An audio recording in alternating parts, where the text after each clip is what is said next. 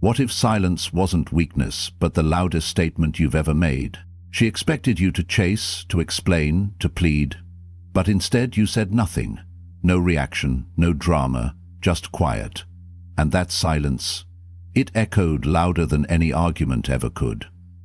She didn't expect it, because when a man walks away in silence, not out of spite, but out of self-respect, it forces a confrontation not with him, but with herself. You see, it's not your words that shake someone. It's your absence, your discipline, your refusal to beg. And while she may pretend it doesn't hurt, deep down she feels the weight of your withdrawal. Because you didn't try to prove your worth, you simply became it. Right now, you're standing at a crossroads. Stay silent and grow stronger, or break that silence and fall right back into the cycle. The power, it's yours. The choice, also yours. So if you're ready to master the art of stillness, hit that like button, subscribe, turn on notifications and comment below. My silence speaks for me. Let's begin. Most people see silence as the end. The absence after a breakup, the void after the last message, the closing scene before the credits roll. But silence, when chosen with intention, is not where things die. It's where something entirely new is born. Not with her, with you. When you stop responding, stop explaining, stop clinging to conversations that only echo back your emptiness, you create the conditions for transformation. What feels like an ending is simply the clearing of a field, the quiet before rebuilding. You're no longer feeding a dynamic that drained you. You're no longer participating in cycles that cost you your peace. That silence is space, and within that space you begin again. This isn't about proving anything. It's not about showing her what she lost or making her realize your worth. That would still be about her. No, this is different. This is the chapter where your life becomes yours again, where your energy gets redirected toward what you're building, not what you're grieving. Where you realize that healing doesn't begin with someone returning, it begins when you stop waiting. Stoicism doesn't teach us to suppress emotion, it teaches us to master it. Epictetus said, "First say to yourself what you would be, and then do what you have to do." That's the path now. You've spent enough time reacting, now you act, with purpose, with direction, with unshakable clarity. They may never know how deeply you felt, how many nights you wrestled with silence before choosing it, how hard it was to walk away without a scene, without a speech, without a goodbye, but they don't need to know. That truth is yours, and it's sacred. And while they may remember you as the one who went quiet, what matters is what you did with that quiet. You turned it into growth, into discipline, into a new identity no longer built on needing to be chosen. You chose yourself. That's the real beginning, the moment when you stop waiting for peace from someone else and create it within. The moment when you become the source of your own closure, your own clarity, your own calm. This silence isn't a finish line, it's a foundation. I didn't go quiet to disappear. I went quiet to become.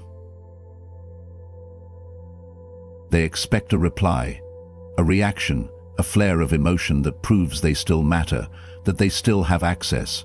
Because for so long, your reactions were their feedback loop, confirmation that they still held a piece of you, that no matter what they did, you'd respond. And that response meant control. But not this time. You've chosen silence not as avoidance, but as sovereignty. You've made peace with not getting the last word, not setting the record straight, not winning the emotional exchange.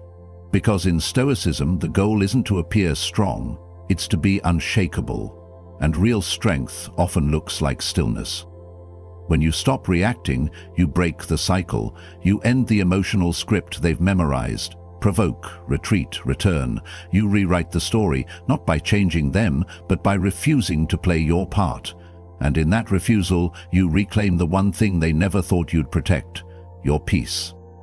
There's a quiet dignity in not defending yourself, in letting misunderstandings stand uncorrected, in choosing inner calm over external clarity. This is the mark of someone who's no longer driven by the need to be heard, but by the need to be whole. They may escalate, try harder, push boundaries to trigger a spark from you, but silence is not weakness, it's a wall. And every time you don't respond, that wall gets stronger, not to keep them out, but to keep you in, to keep you grounded in your decision to no longer be moved by the emotional turbulence of others. Think of your restraint like a blade you've forged through discipline. You've sharpened it by walking away instead of arguing, by letting go instead of clinging, by refusing to let chaos bait you back into a space you've outgrown. They'll feel the shift, not in what you say, but in what you no longer entertain, not in what you defend, but in what you now ignore. And that silence will say everything. Because the man who does not react cannot be controlled, and the man who cannot be controlled becomes unforgettable. My silence isn't weakness, it's the sound of self-mastery. There's a point in every journey where something no longer fits. A conversation, a dynamic, a version of you that tolerated less than you deserved. At first it feels like resistance, like you're walking away from something familiar, but what you're really doing is growing out of it. And growth, when it's real, doesn't announce itself with noise. It comes quietly, like the way a tree outgrows the pot it was planted in. Your silence isn't a retreat, it's not a sulk, it's not bitterness wrapped in strategy, it's transformation. You've spent enough time in spaces that required you to shrink, enough time explaining your heart to people who never tried to understand its language. Now you've chosen something else, not to fight, not to beg, but to rise. They may not understand it. They may call you cold, detached, different. That's because they only knew the version of you who stayed, who softened, who overextended. They never met this version, the one who chose himself, the one who finally looked in the mirror and saw a man deserving of peace. Stoicism teaches this kind of change, not with fury, but with focus. Marcus Aurelius said, "Let not your mind run on what you lack as much as on what you have already." And what you now have is distance, perspective, power. You no longer need their approval, their affection, their clarity, because the man you're becoming can't grow in the shadow of someone else's indifference. Picture your past self like a coat you've outworn. It once kept you warm, once made sense, but now it's too tight, too familiar, too heavy. You didn't throw it away in anger, you simply took it off because it no longer fit the man you're becoming. And when they come looking, because eventually they will, they won't find the version of you they remember, not because you're hiding, but because you've moved on, not to someone else, not to a better place, but to a higher version of yourself. Your silence is not absence, it's arrival. I don't disappear to be missed, I evolve to be unrecognizable. There comes a moment when words no longer serve you. You've explained yourself, defended your intentions, tried to fix what was never built to last. But the more you spoke, the less you were heard, and now, finally, you've stopped. Not out of anger, not out of defeat, but out of clarity. This silence isn't passive. It's not the void after chaos. It's a decision. A firm, deliberate return to your center.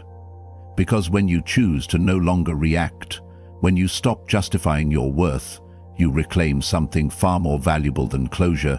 You reclaim your energy.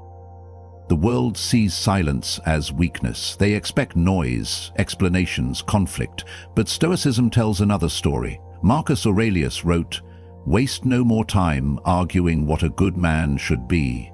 Be one." And that's what silence allows. It shifts your focus from convincing others to simply becoming. You are no longer concerned with proving your value. You are too busy living it.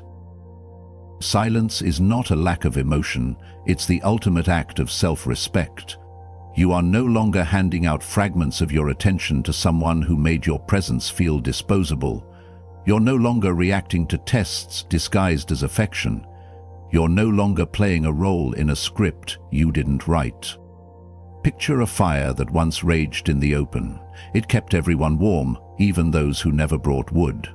But now you've let it die down. And in the cold, they notice what they lost.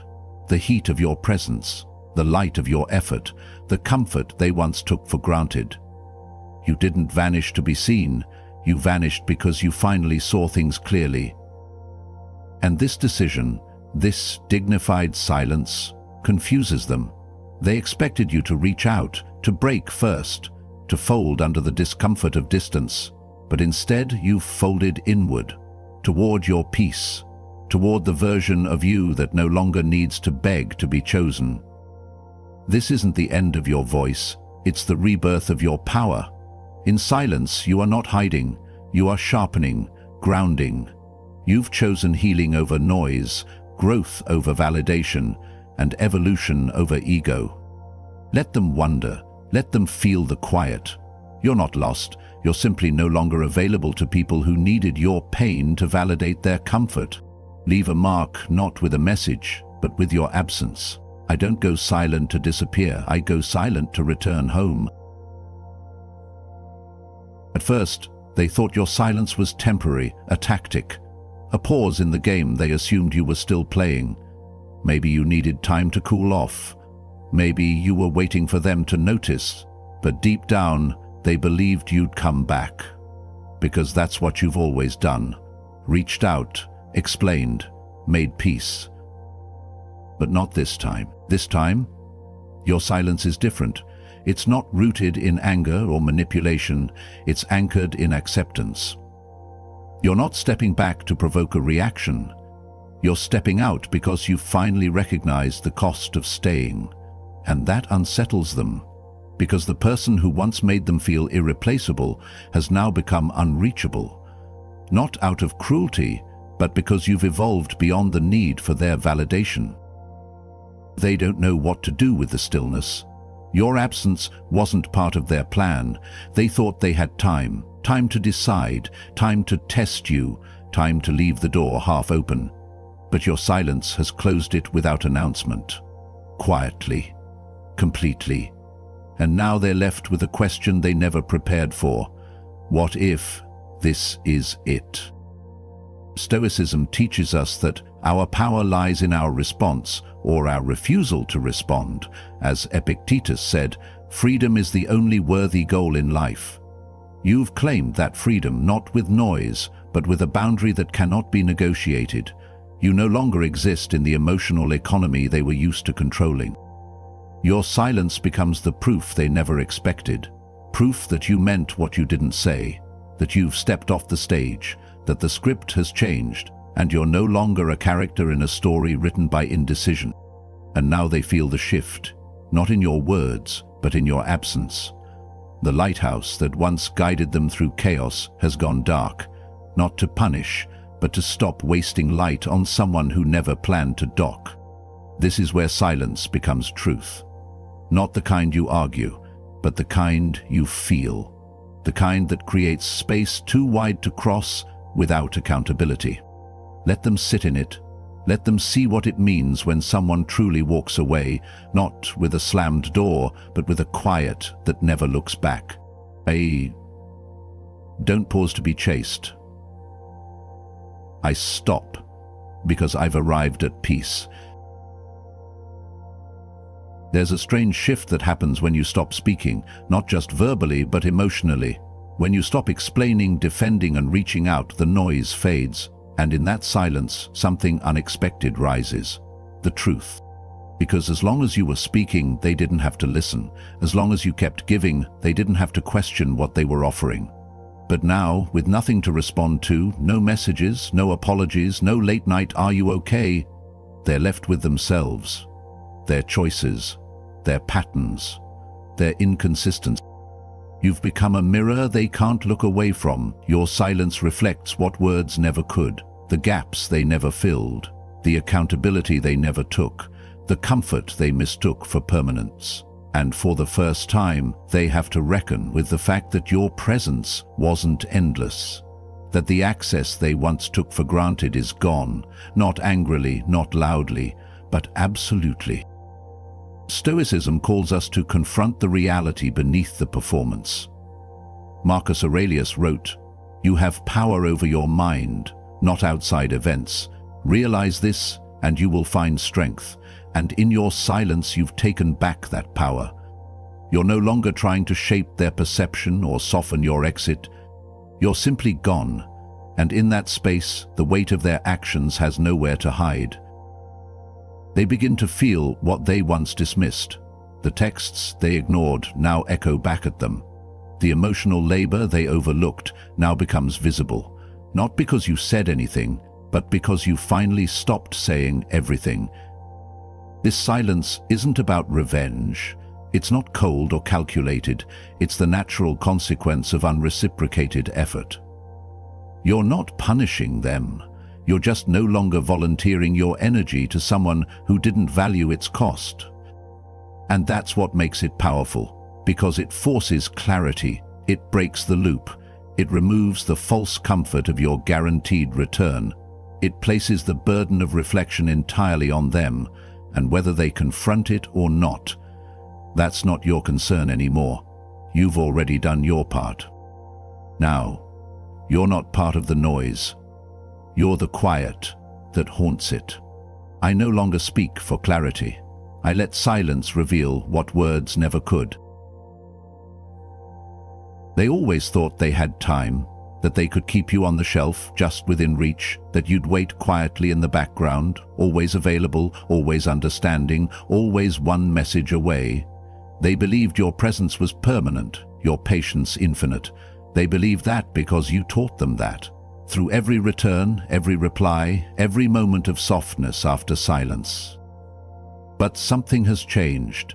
This time there is no message, no hint of re-entry, no noise to suggest you're still orbiting around their inconsistency. And for the first time, they hear something they've never paid attention to before: time running out. It doesn't happen all at once. It begins subtly. A realization that your name isn't appearing where it used to, that they're no longer the audience for your thoughts, your life, your presence. Then it grows. A dull ache that turns into questions.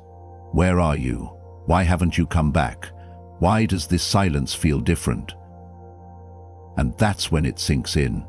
They didn't just lose your attention, they lost your availability. Your patience expired, and your silence, once seen as a phase, now feels permanent, not as punishment, but as consequence. Stoicism doesn't seek revenge, it seeks clarity. Seneca wrote, "A gem cannot be polished without friction, nor a man perfected without trials." And this was one of yours, not just losing someone you once loved, but accepting they never valued the time you gave, and making the unflinching decision to stop offering it. You're not trying to make them miss you. That would still place your power in their hands. No, your silence is not for them. It's for you. A sacred withdrawal. A refusal to continue where you are no longer met. You've stopped looking back because there's nothing left to return to. And the clock they once ignored now ticks louder in your absence. Every minute you stay silent becomes a moment they realize can't be undone. There's no speech that will fix what they allowed to wither, no grand gesture that will restore what was taken for granted too many times. Because now they know your silence doesn't mean you're coming back, it means you've already left. I didn't leave to be chased.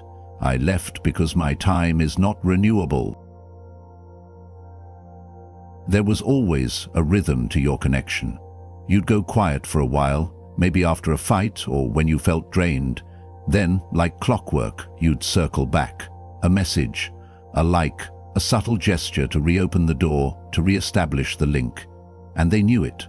They relied on it. Your return became the cue that everything was still in orbit.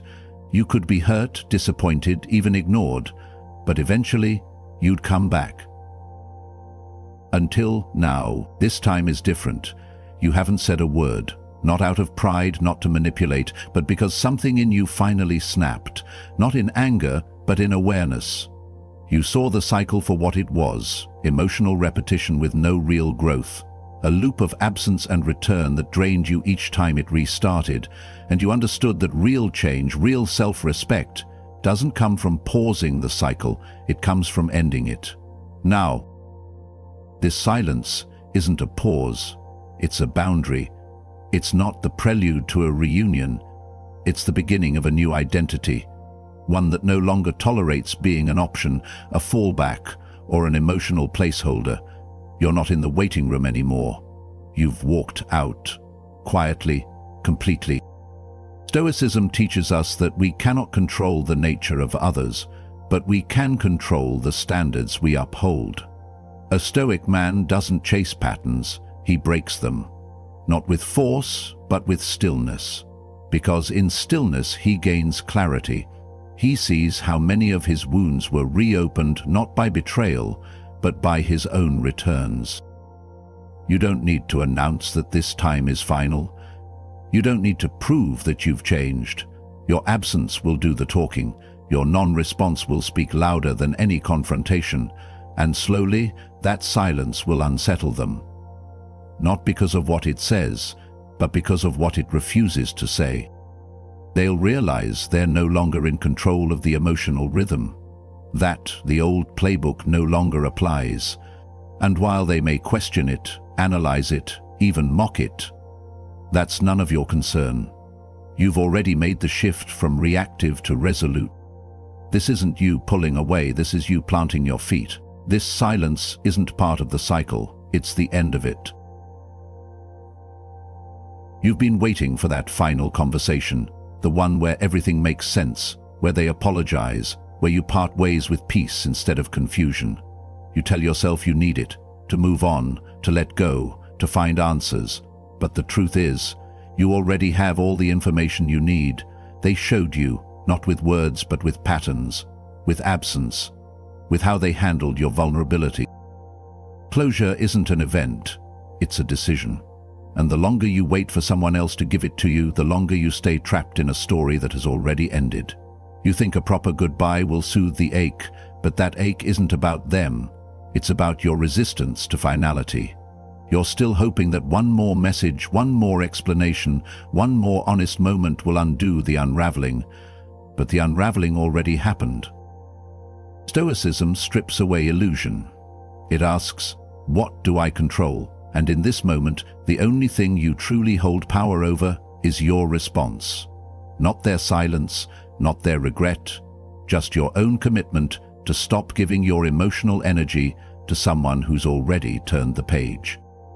It's not closure you need, it's courage. The courage to stop reading between the lines and start accepting what's been plainly written. They left. Or worse, they stayed, physically while emotionally retreating.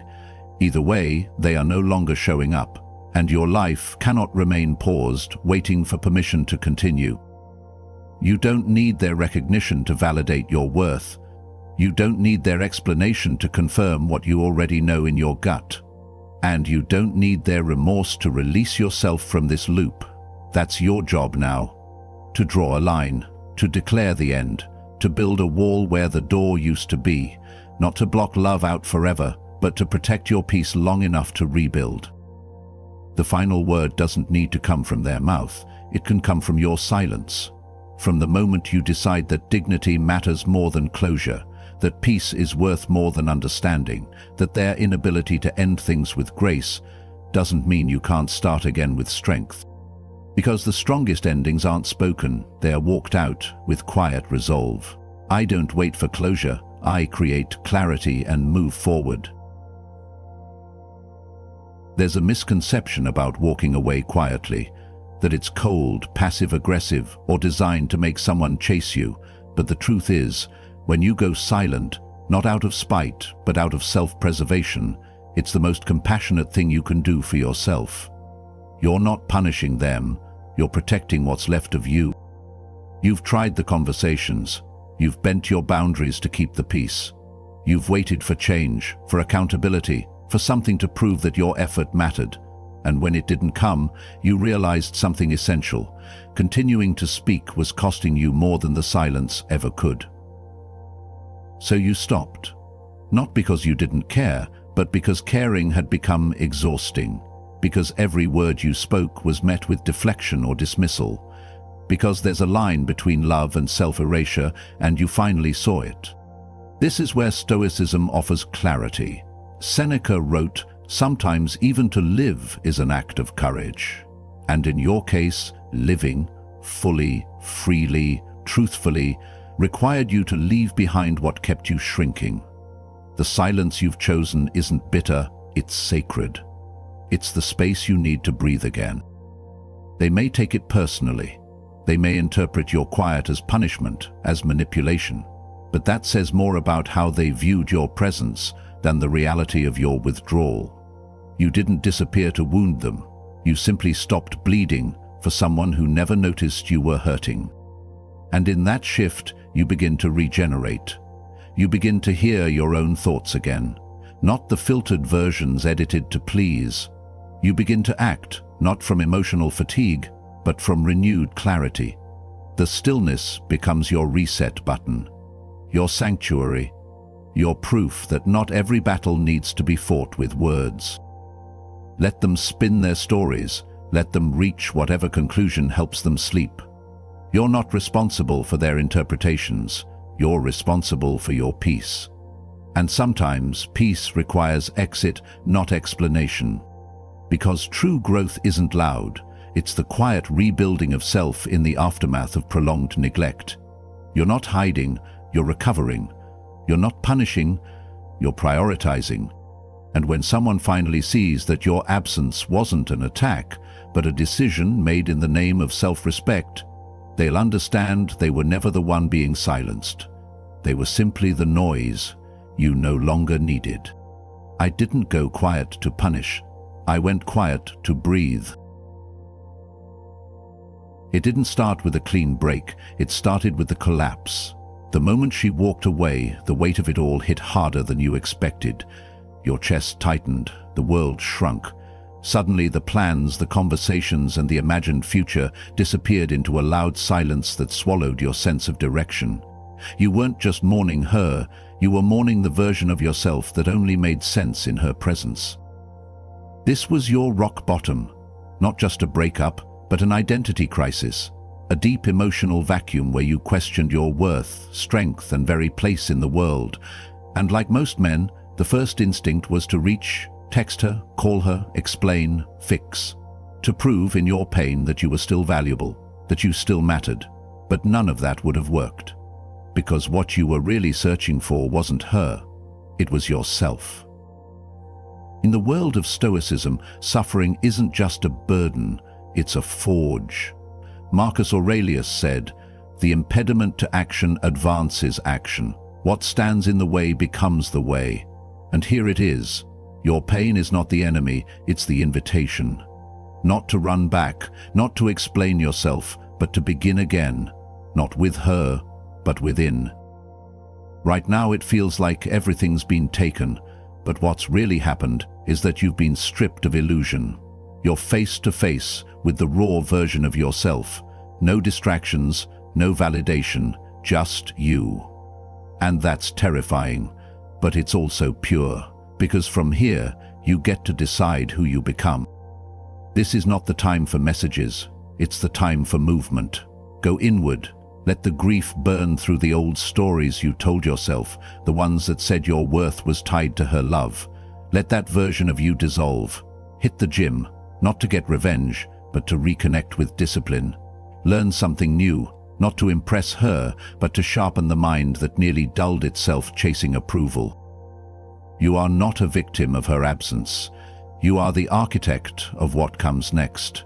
She may have walked away, but only you can choose whether you stay down or rise from it.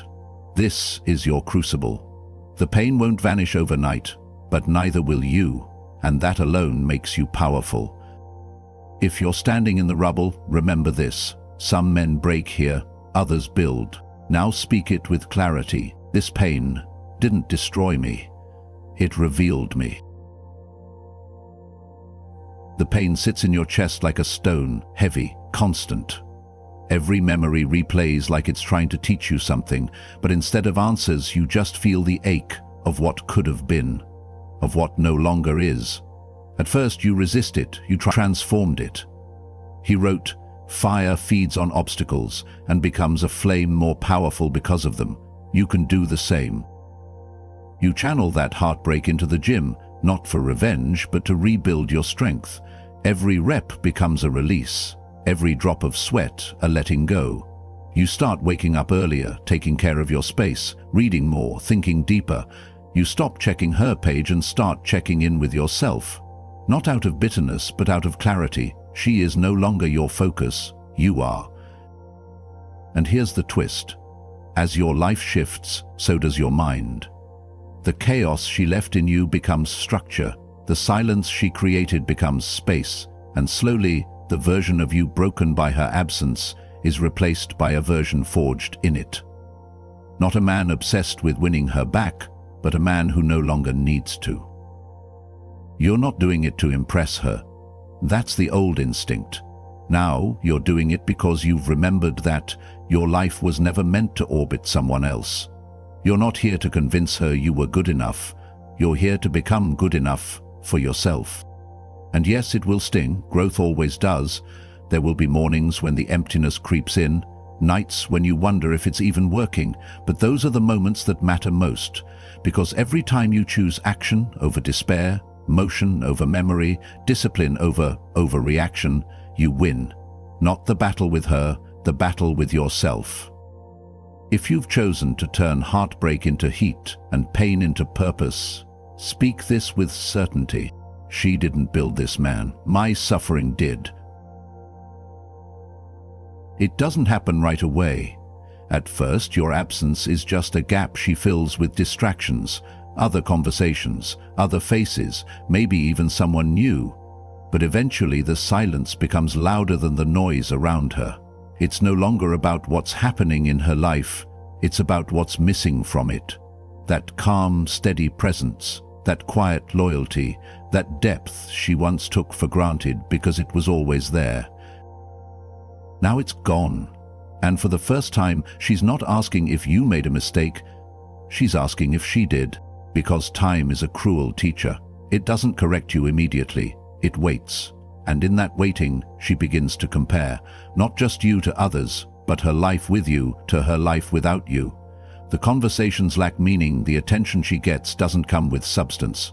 The men who approach her aren't grounded, they don't carry silence like a shield.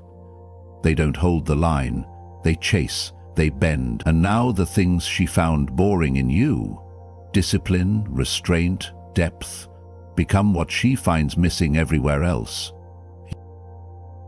And this realization doesn't come with fanfare.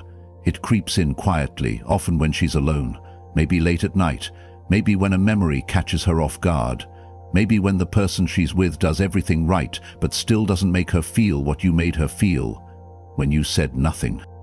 But here's the beauty. You're not waiting for this. You're not hoping for it. You're not living for the day she wakes up and regrets it. You've already moved on. Not emotionally cold, but emotionally clear. You don't need her to validate your worth anymore. You've stopped defining your value by who stays or leaves. Your attention has shifted inward, where it always belonged. Stoicism teaches us this posture, not to be above others, but to be centered regardless of them. Epictetus said, "Know first who you are, and then adorn yourself accordingly." And that's what you've done. You've adorned yourself with silence, with action, with presence. And now from a distance, she sees what she once overlooked, a man she didn't lose to someone else, she lost to his own growth. You don't gloat. You don't post to make her jealous. You simply are. And that authenticity? It doesn't chase validation. It draws it back naturally. If her regret no longer matters because you finally found your self-worth, let that be your truth. She didn't lose me to someone else. She lost me to who I became. She will come back, maybe not in the way you imagined. It won't be with a full apology or a heartfelt confession. It'll be subtle, a reaction to your story, a late night just checking in, a memory she suddenly wants to share. It won't seem like much on the surface, but beneath it lies a question she's afraid to ask directly. Do I still have access to you? This isn't love. It's curiosity, control, ego. The same silence that once unnerved you is now unsettling her. She thought she could leave and find someone better, easier, more exciting, but something about how you've gone quiet, truly quiet, lingers. Not the kind of silence that waits, the kind that moves on. She wants to know if you're still the man she left behind, if your growth was real or if it was just a temporary reaction to pain. And this is the moment where many men fall, right here, in the face of a breadcrumb. They regress, they break their silence, they hope again, but not you, not this time. Stoicism demands that you meet emotion with discipline. Epictetus wrote, "How long will you wait before you demand the best for yourself?" This is that moment. You've done the work, you've transformed. She's not reaching out because she regrets. She's reaching out because she no longer understands who you've become. And your job is not to explain it, your job is to embody it. You don't owe her warmth. You don't owe her closure. If you respond, do it with restraint, short, civil, unbothered. Or maybe don't respond at all. Either way, your message is the same. I've moved beyond your reach, not out of anger, but out of alignment. You no longer belong to the dynamic where her validation dictates your direction. And what does that say to her? Everything.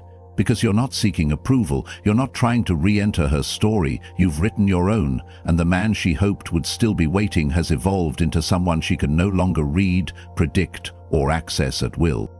This is your test, not of emotion but of integrity. Will you go back to the version of you that needed her attention, or will you remain grounded in the version of you that no longer needs to be seen to know his value? If you're no longer flattered by her return but focused on your own forward motion, say it with quiet certainty. I don't prove my growth, I live it. There comes a point when you're no longer just healed. You're transformed. Not patched up, not simply over it, but elevated. You've moved so far beyond who you were that even if she reached out today, she wouldn't know how to talk to you. Not because you're cruel, but because you've become a version of yourself she never bothered to imagine, stronger, stiller. At first, your healing was about survival, getting through the days without spiraling, rebuilding your routines, fighting off the urge to reach back. But with time and silence, you did more than survive.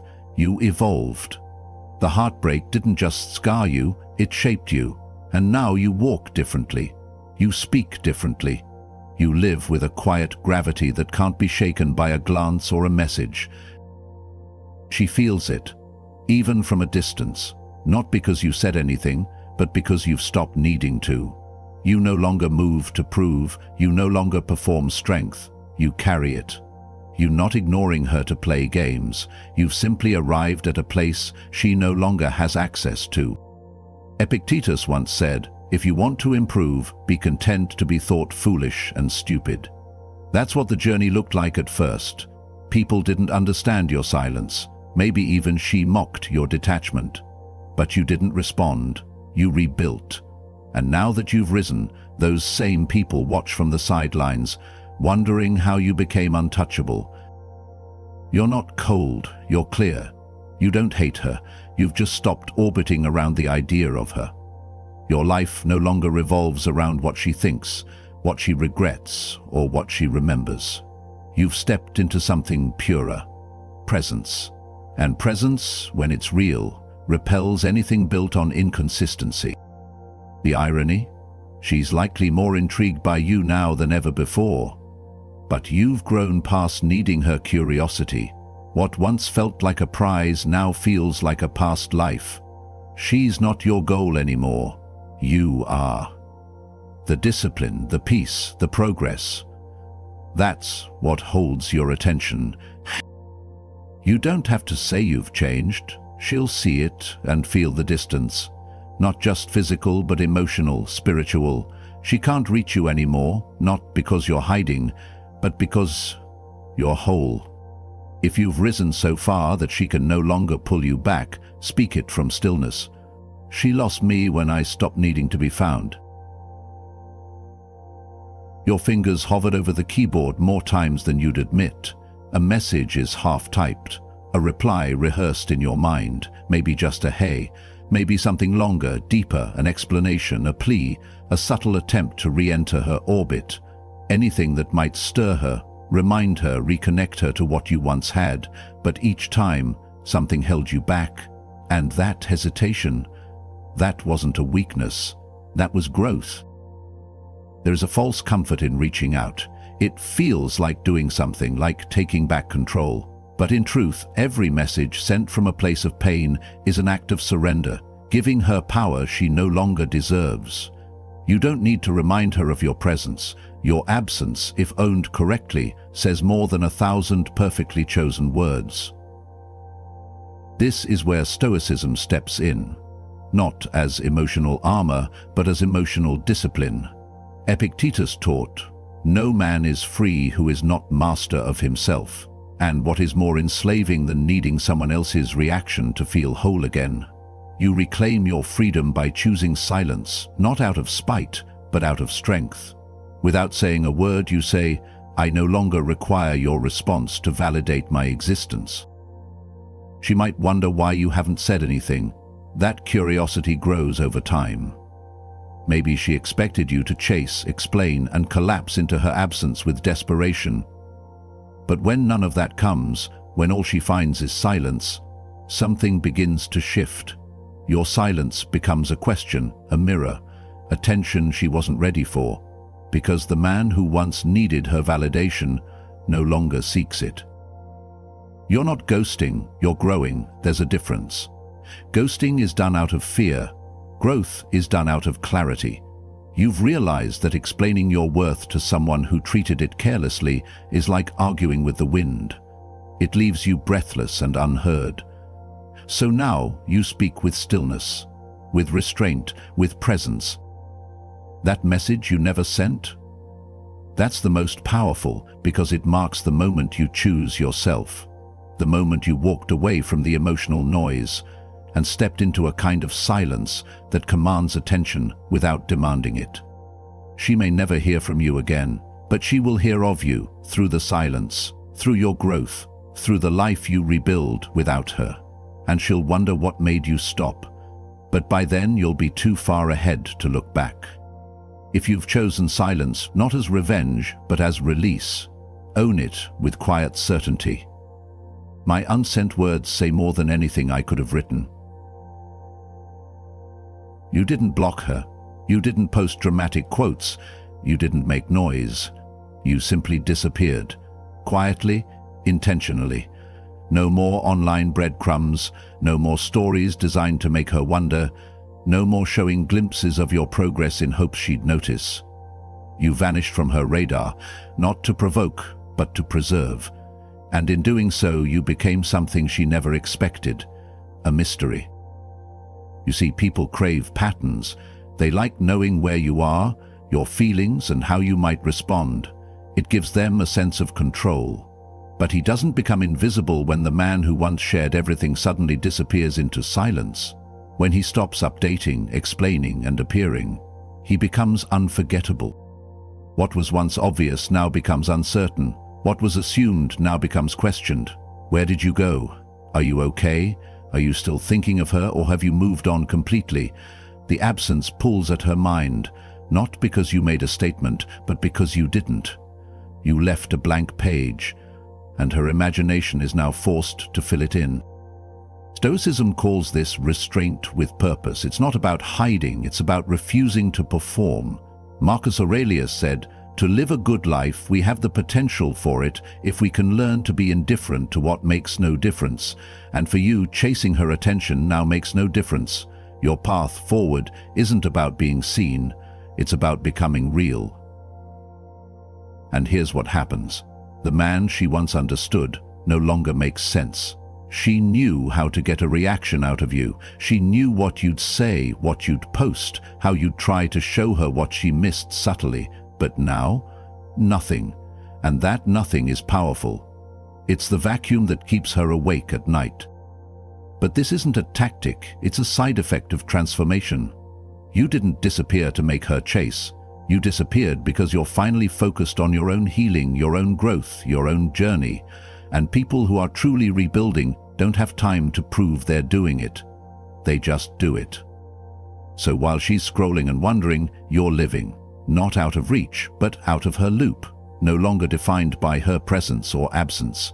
You've become your own source of movement, making you magnetic in the most unexpected way. If you've chosen to disappear, not out of pain, but from purpose, claim it with clarity. I'm not missing, I've just moved beyond her view. There's a moment in every man's journey when he no longer wants to explain himself. No more checking if she's watching, no more subtle signals, no more emotional weight tied to what she does or doesn't do. He wakes up, breathes, and realizes something profound. He no longer needs her to notice. That's not apathy, it's arrival. Emotional detachment, not because he doesn't care, but because he no longer needs to. This is the calm the Stoics speak of. A serenity is born not from indifference, but from clarity. Marcus Aurelius wrote, "You have power over your mind, not outside events.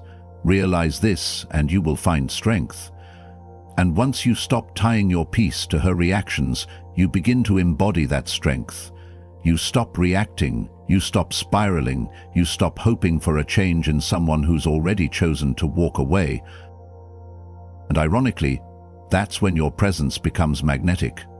She begins to feel your pull when you're no longer pulled by her silence. Because the man who used to respond out of emotion is now anchored in self-mastery. You've become unreadable, not in a way that plays games, but in a way that exudes depth. You don't flinch, you don't chase, you just are. That calm unsettles her. She doesn't understand how you let go so cleanly. She thought your silence was temporary, that you were waiting, that you'd break and come back any moment. But you didn't. Because this time the detachment isn't performative, it's real. You're not sitting in stillness to provoke her.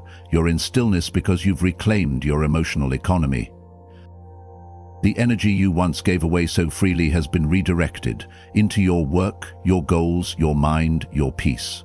You've stopped fighting for a space in someone else's life and started building a life that doesn't require external permission to feel whole. And that kind of man, that man becomes rare. He's no longer chasing the validation of others. He's become the kind of presence people wonder about. Respect. Remember, you've stepped into something unshakable, a posture that can't be manipulated, a silence that can't be read. You've become emotionally untouchable, not because you stopped feeling, but because you started choosing where to feel wisely. If you've reached the point where your calm carries more power than any reaction ever did, say it clearly. I'm no longer controlled by her presence or her absence. There's no dramatic finale, no last conversation where everything makes sense, no poetic closure that ties up the pain. Just silence, cold, still, and complete. It's not empty, it's final, and that, more than any words you could have said, ends the story for good. She may have expected a fight, an outburst, one last confession, but none came, because somewhere along the line you realized that silence wasn't just a pause, it was a boundary. It was your saying, I no longer owe this pain a voice. That silence isn't about bitterness, it's about clarity. You've tried to explain your worth before. You tried to fix, to understand, to salvage, but there comes a point when repeating the past becomes a betrayal of your future, and so you said nothing. Not because you had nothing to say, but because you finally knew it would change nothing. And in that moment, you reclaimed something more powerful than closure, your direction. Marcus Aurelius wrote, "The best revenge is to be unlike him who performed the injury, and your silence is just that. Not revenge, but distinction, not absence as a weapon, but as proof that your healing no longer needs her recognition to be real. You're not ghosting her, you're not punishing her, you're simply finished. And make no mistake, she'll notice when you go quiet without anger, when you don't give her one last emotional window to climb through, when you don't explain, reach back, or offer her a stage in your healing. It disorients her. Because most people aren't used to being left behind in silence, they're used to a scene.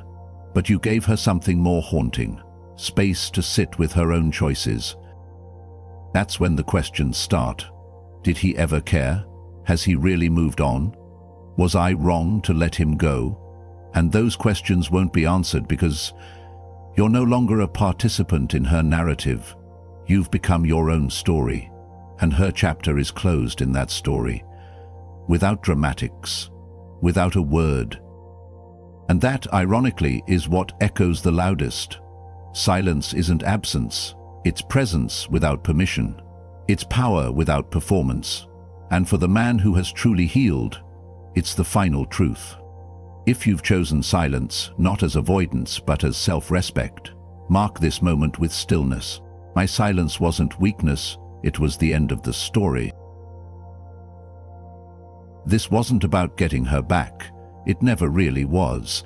That was just the illusion, thinking her return would heal the wound, fix the ache, and validate the effort. But something deeper happened on the way to that false destination. You found yourself. Not the version of you she left, not the one who tried to win her over, but the man underneath it all, the one who had been waiting to emerge. You stopped chasing closure because you realized it wasn't out there but in here, in the discipline you built, in the silence you mastered, in the days you got up, trained, worked, created, and expected nothing in return. That kind of man doesn't look back. Not because he's heartless, but because he's centered, grounded, finally clear. You've reached the point Stoicism prepares you for, not where pain vanishes, but where it no longer dictates your direction. Marcus Aurelius said, "Waste no more time arguing what a good man should be one." That's who you are now, not in theory, in truth. You don't flinch when she crosses your mind. You don't need her to see your progress. You don't fantasize about revenge or recognition, because you've outgrown the version of yourself that you need too. The air is different here, where peace is chosen, not chased, where your time is sacred, your standards are high, and your worth is no longer debated in someone else's mind. And maybe now, people will notice. She might notice. They'll see the change and wonder what happened. What they don't realize is that you happened. You took the wreckage and turned it into a foundation. You built a life that no longer runs on apologies or validation. A life that speaks for itself. This isn't about becoming invincible. It's about becoming whole. You can still feel it. You can still love. But now you do so from overflow, not emptiness. From strength, not need. From presence, not pursuit. You've become the man who doesn't have to prove anything. Not because you don't care, but because you finally do. You care about your mind, your peace, your path. And now the world begins to feel what you carry, not through your words, but through your presence. If you've risen from the ashes not bitter but brighter, let it be known, with clarity. I didn't become this man to be remembered. I became him never to forget who I am again. It begins with good intentions. You want to show you care, that you're invested, that you're not afraid to give. So you plan the dates, send the check-ins, hold space for their storms, again and again. But at some point, your effort stops feeling generous and starts feeling like survival. Because you're the only one doing the emotional lifting. They don't reciprocate, they don't initiate, and worst of all, they don't notice when you stop. You've gone from being valued to being expected, and the more you give without return, the less you're seen. Not because you aren't worthy, but because you've made effort feel one-sided and invisible. From a Stoic view, this is emotional excess, a loss of proportion. Temperance, one of the core virtues, is the art of moderation. It means giving from fullness, not fear. When you pour endlessly into someone who remains emotionally distant, you're not being loving, you're being imbalanced. If you feel drained right now, it's because your giving has become a plea, a subconscious hopes that they'll meet you halfway if you do enough. But you weren't made to beg for basic effort. Relationships are not acts of martyrdom, they are mutual sanctuaries. So ask yourself, Would the connection survive if you stopped reaching out? Would they notice your absence or just enjoy the silence? The solution isn't to become cold, it's to become conscious. Pause, observe, let your absence speak for a moment. If nothing changes, that's your clarity. If they step up, that's your answer. This is how you reclaim emotional balance. You stop overwatering dead soil, you stop proving your worth through self-sacrifice, and you start honoring your energy like a sacred resource, because it is. They may call it distance, they may even accuse you of changing, but you know better. You're not becoming cold, you're becoming clear. You're done overcompensating for someone else's emotional laziness. And here's the shift. You no longer pour where there is no cup. You give where love is mirrored, not just absorbed. Because the truth is, the more you chase, the more they rest. But the moment you realign, when you give to yourself first, they either rise to meet you or reveal why they were never meant to stay. If you've stopped begging with your effort and started choosing your peace, write this below. I don't overextend. My love requires reflection. It doesn't start with betrayal, it starts with a joke that cuts a little too deep, a message left unanswered, a promise broken and brushed off, and instead of confronting it, you tell yourself, it's not worth the drama. But here's what you miss. Every act of disrespect you ignore teaches them something dangerous, that you'll tolerate it. If you're hurt, it might not be because they were cruel, it's because you stayed quiet when you should have stood tall. You let small slights pass, you allowed subtle digs to go unchecked, and in doing so, you didn't just betray your standards, you betrayed yourself. The Stoics believed that dignity is not something others give you, you refuse to lose. Marcus Aurelius wrote, "The soul becomes dyed with the color of its thoughts." If you keep thinking you're not worthy of being spoken to with respect, treated with care or considered in decisions, you'll start to accept disrespect as normal.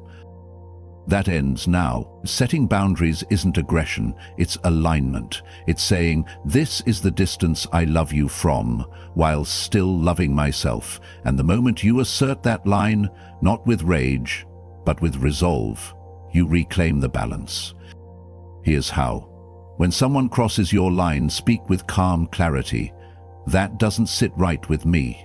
I don't accept that tone. If this continues, I'll walk. You're not threatening, you're informing. And if they ignore your boundaries, you follow through, not with drama, but with departure. This shift won't go unnoticed. People treat you based on the emotional standard you set. When you begin respecting your own peace, the room either rises to meet you or filters itself naturally. Either way, you win. You don't need a big confrontation. You don't need to teach them a lesson. Life will do that. All you need to stop abandoning yourself is to keep someone else close. And if they leave after being asked to respect you, they were never with you in the first place. They were with your silence. And now that your silence has turned into self-respect, they no longer feel in control. That's the point. If you've chosen to protect your peace before protecting someone's comfort, write this below. My boundaries aren't walls, they're doors with locks.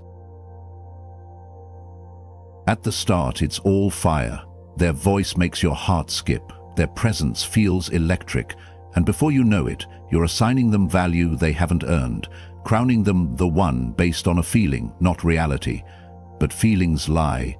And when you pedestal someone too soon, you risk building your identity around their attention instead of their actions. You told yourself they were different, that they got you, that you hadn't felt this way in a long time, maybe ever. But here's the trap. When you invest deeply before they've even proven consistency, you trade discernment for dopamine. From a Stoic lens, this is a failure in judgment. The wise man doesn't rush to conclusions. He doesn't attach meaning to fleeting moments. He observes. He studies character, not chemistry, because character lasts only when the spark fades. If you're hurting right now, it might be because you're confusing potential with proof. You gave loyalty to someone who hadn't shown they deserved it. And when they pulled away, the pain wasn't just loss. It was disillusionment. You didn't lose them. You lost the image you projected onto them. So what's the move? You reset the standard. Stop giving out emotional credit to people who haven't deposited consistency. Watch how they handle conflict. They show up when it's inconvenient. Love isn't measured by how much they make your heart race, but by how they act when no one's watching. And this isn't about becoming cold, it's about becoming clear. You can still feel, but you don't abandon logic. You don't lose yourself in fantasy. You wait patiently to see who shows up after the spark.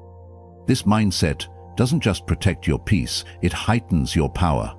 Because when you no longer rush to attach, you radiate composure.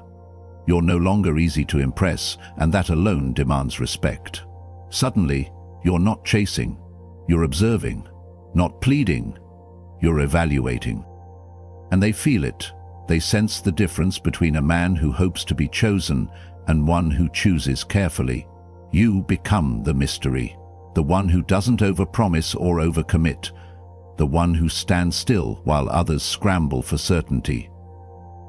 If you've learned to stop confusing potential with reality, write this below.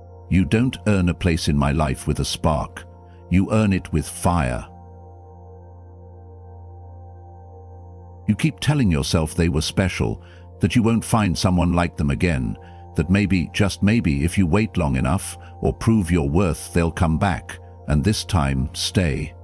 But this longing, it's not love, it's fear.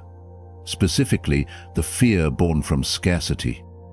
Right now, your mind is operating from lack. You've convinced yourself this was your only shot, that the connection you felt is irreplaceable. But let's be brutally honest. Is it really love if it leaves you anxious, confused, and doubting your worth? Holding on to someone who no longer values you is like refusing to let go of a shirt 2 sizes too small because you're afraid the store will never restock. You end up walking around uncomfortable, pretending it still fits, while deep down, you know, it never really did. Scarcity isn't a reality, it's a mindset. And the Stoics warned us against letting fear dictate our judgments. Epictetus said, "Wealth consists not in having great possessions, but in having few wants." The same goes for love. Emotional wealth isn't measured by clinging to what's gone, but by recognizing that your worth isn't defined by what left. Here's the shift. Move from scarcity to clarity. Scarcity says, "I'll never find better." Clarity says, "I deserve more." Because real love doesn't leave you second-guessing. It brings peace, not confusion. Expansion, not contraction. Safety, not survival. So what do? Stop measuring your future by a past that wasn't even stable. Recognize that your fear of not finding love again keeps you from opening to the kind of love that actually fits. Letting go of scarcity doesn't mean becoming careless. It means becoming careful. Full of care for your boundaries, worth, and emotional clarity. You no longer entertain people who ghost, breadcrumb, or give half-hearted attention. Why? Because you're not desperate. You're deliberate. The psychological power here is immense. The moment you release the idea that this was your only shot, you shift from desperation to discernment. You don't chase anymore, you choose. And suddenly, the entire energy dynamic flips. They're no longer the prize, peace is. They might circle back. Most do when they sense their control slipping, but by then, you won't be tempted. Not because you don't feel, but because you've finally stopped fearing emotional hunger and started feeding yourself with truth. If you've traded fear of loss for belief in abundance, write this below. I don't fear losing what's misaligned. I trust what's coming. Right now, it might feel like letting go means defeat. Giving up on someone is the same as giving up on love. But here's the truth. You're not falling. You're freeing yourself. You're stepping out of the emotional chaos into something stronger, quieter, and far more dignified. Peace. You've been holding on, hoping they'll return, or worse, that they'll see your worth without you needing to say a word. But holding on to someone who no longer values your presence is like carrying a sharp stone in your shoe. Every step hurts, but you keep walking, convincing yourself the pain is normal. It's not. Letting go isn't weakness, it's clarity. It's when you finally say, I can't control how they feel, but I can choose how I heal. When you stop trying to manage their behavior or absence, you shift all that scattered emotional energy back to where it belongs, within you. You stop being a prisoner to the narrative they wrote and begin to write your own, one that doesn't need their permission to feel whole. From a Stoic perspective, this is the ultimate act of self-ownership.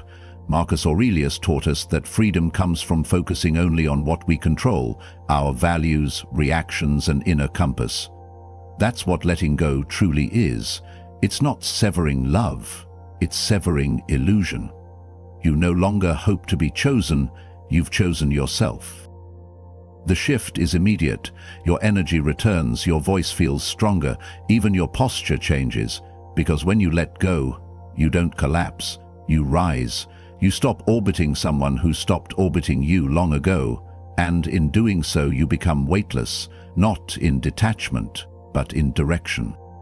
They might notice, or they might not. That's not the point.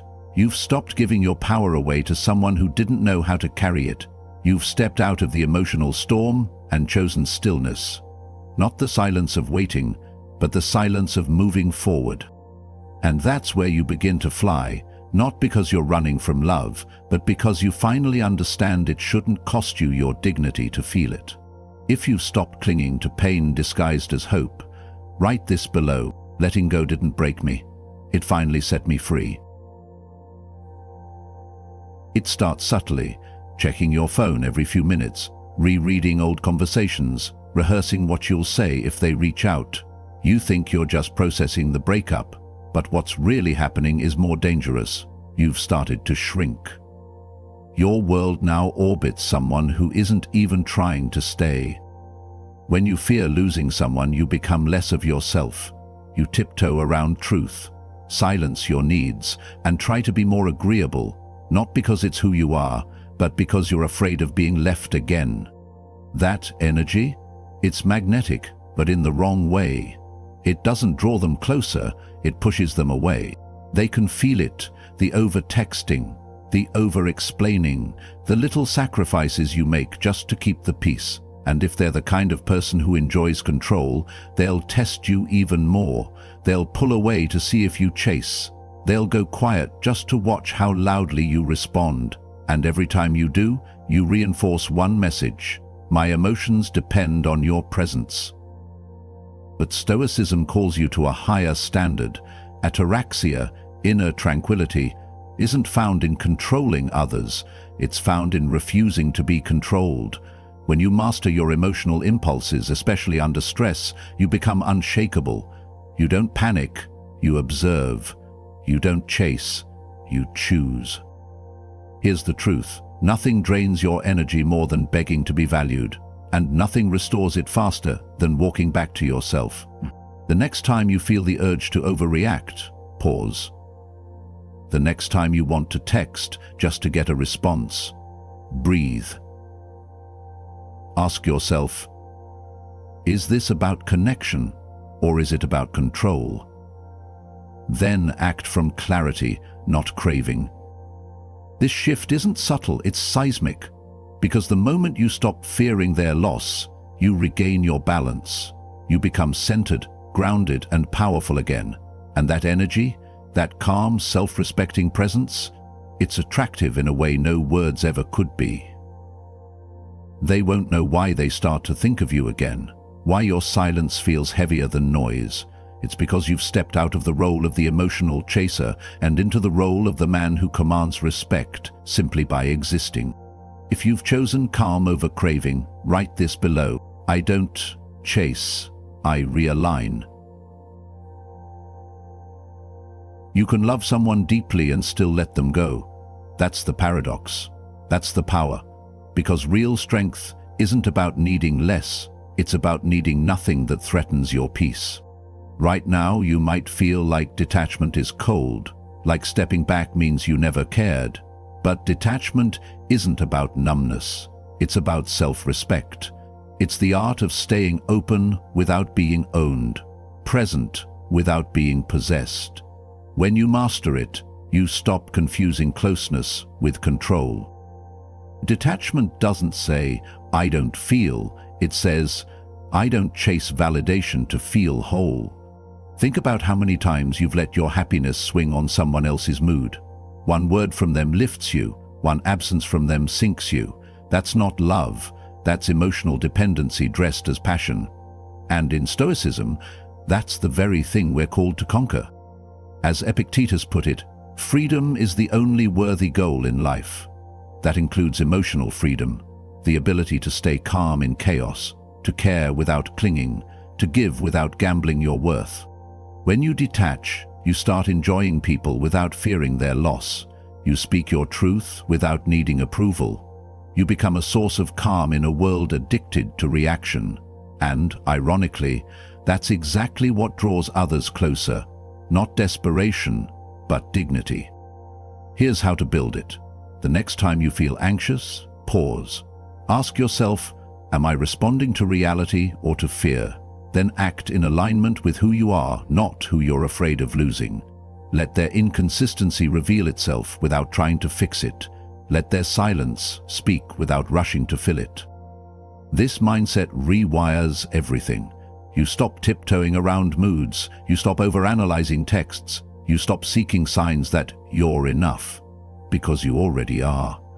And you're no longer handing over your peace in exchange for temporary attention. People will notice, they'll sense that you're grounded, that your world doesn't revolve around theirs. And that energy, confident, centered, calm, is magnetic, not because it begs to be loved, but because it shows you've already done the work of loving yourself. They can stay, they can leave. Either way, you remain unmoved, not because you don't care, but because you've finally realized the most attractive man in the room is the one who doesn't need the room at all. If you've discovered the calm of emotional freedom, write this below. I'm here to connect, not to cling. There's a quiet kind of heartbreak that doesn't come from rejection. It comes from exhaustion, from always being the one who initiates, plans, texts, gives, from waking up hoping today they'll finally match your energy and going to bed realizing they didn't even try. You tell yourself it's just a phase. Maybe they're busy, maybe they're scared, maybe they just need time. But deep down you feel it. You're carrying the connection alone, and every time you go above and beyond to keep it alive, you chip away at your own dignity. From a Stoic point of view, this is imbalance, an emotional indulgence that drains your energy, distorts your self-perception, and detaches you from your values. Because true connection, like all things of virtue, is reciprocal. It's not earned through effort alone, it's revealed through shared intention.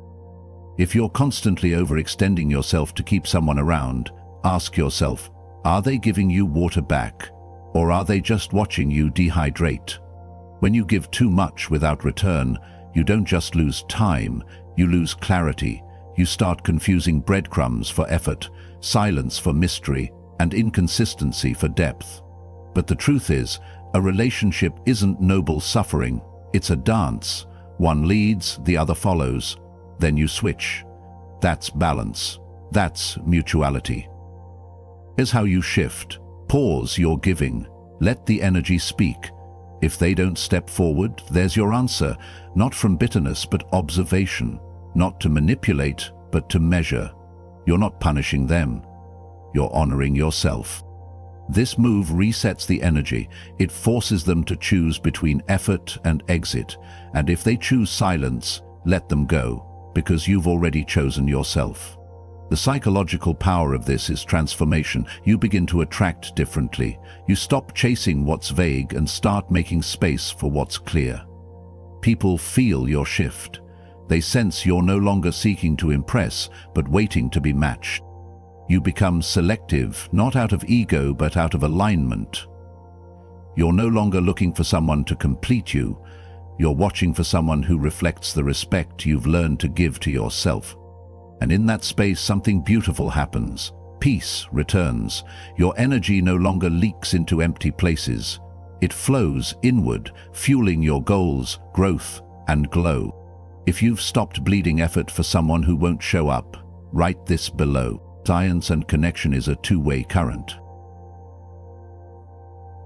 Right now, you might be feeling suffocated by your heartbreak.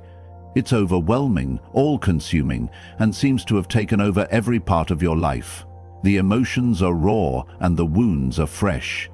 You want to crawl out of this pain, to escape it, and yet it's inescapable. But here's the twist.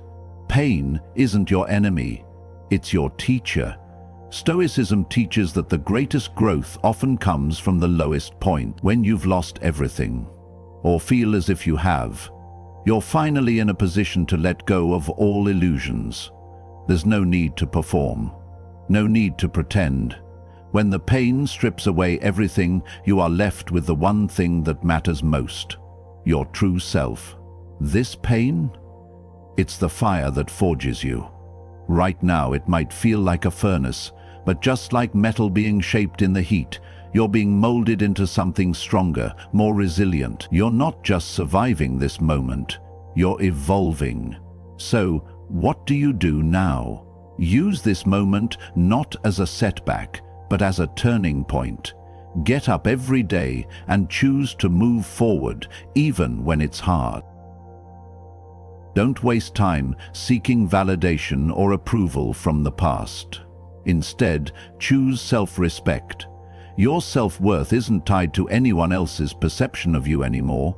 You've learned to value yourself through action, not words.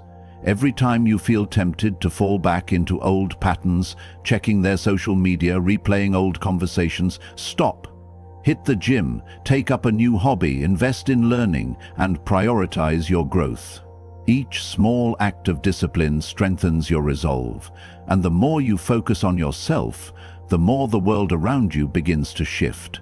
The weight of pain starts to feel less suffocating because you've turned it into purpose. The psychological impact is huge. By focusing on your own healing and growth, you stop seeking validation from the very source of your pain, and in doing so, you shift the balance of power. Your silence and resolve plant doubt in their mind. They wonder why you're not falling apart, why you're not begging for answers, and in that uncertainty the power shifts. No longer are you the one who needs healing, but the one doing the healing. If you're ready to transform your pain into power, comment below, "I turn my pain into my power." Right now you may be feeling like your emotions are running wild. They pull you in different directions, begging for your attention. The temptation is there to react, to send that text, check their profile, and vent to friends about how wrong things went. But in doing so, you give away your power. Emotional detachment is the key to true strength, not numbness, but control. Detaching emotionally doesn't mean you stop feeling. It means you stop letting your feelings dictate your actions. Stoicism teaches that we are not our emotions. We can experience them, but they do not control us. And when you can separate your identity from your emotional reactions, you gain true power. No longer are you a puppet to your pain. You are the one who chooses how to respond. Imagine this. When you feel the urge to check in, to seek validation, to run after someone who isn't giving you the respect you deserve, stop. Instead of reacting, observe your feelings. Don't judge them. Let them come and go, like waves in the ocean. You are not the storm. By practicing emotional detachment, you stop letting your emotions be the puppet strings that control your actions. You learn to stay calm, even when your world is chaotic. And that calmness, that self-control, is magnetic. It makes you unpredictable in a powerful way, because no one knows how you'll respond, and when people can't predict you, they begin to respect you. Psychologically, detachment causes a shift in the power dynamic. The person who once pulled you into their orbit now finds themselves struggling to maintain control. You're no longer an emotional target. You've become the calm in the chaos, and they can't manipulate your energy. By staying detached, you become the master of your emotions, and in that mastery, you unlock a power that no one can take from you. If you've learned to control your emotions and protect your energy, comment below, "I am the master of my emotion." When you walk away, it's not just your presence that disappears, it's the emotional access they once had to you. You don't have to shout, beg, or explain yourself. You don't need to make grand gestures or demand answers. Instead, you choose absence, not as a form of punishment, but as a statement of self-respect. Right now, you might feel tempted to respond, the urge to reach out and express your hurt, to tell her how much you miss her, how things could have been different. It's strong. But each time you do, you weaken your position. The real power isn't in begging, it's in your absence. By not reacting, by not needing closure, you make a statement louder than any words ever could.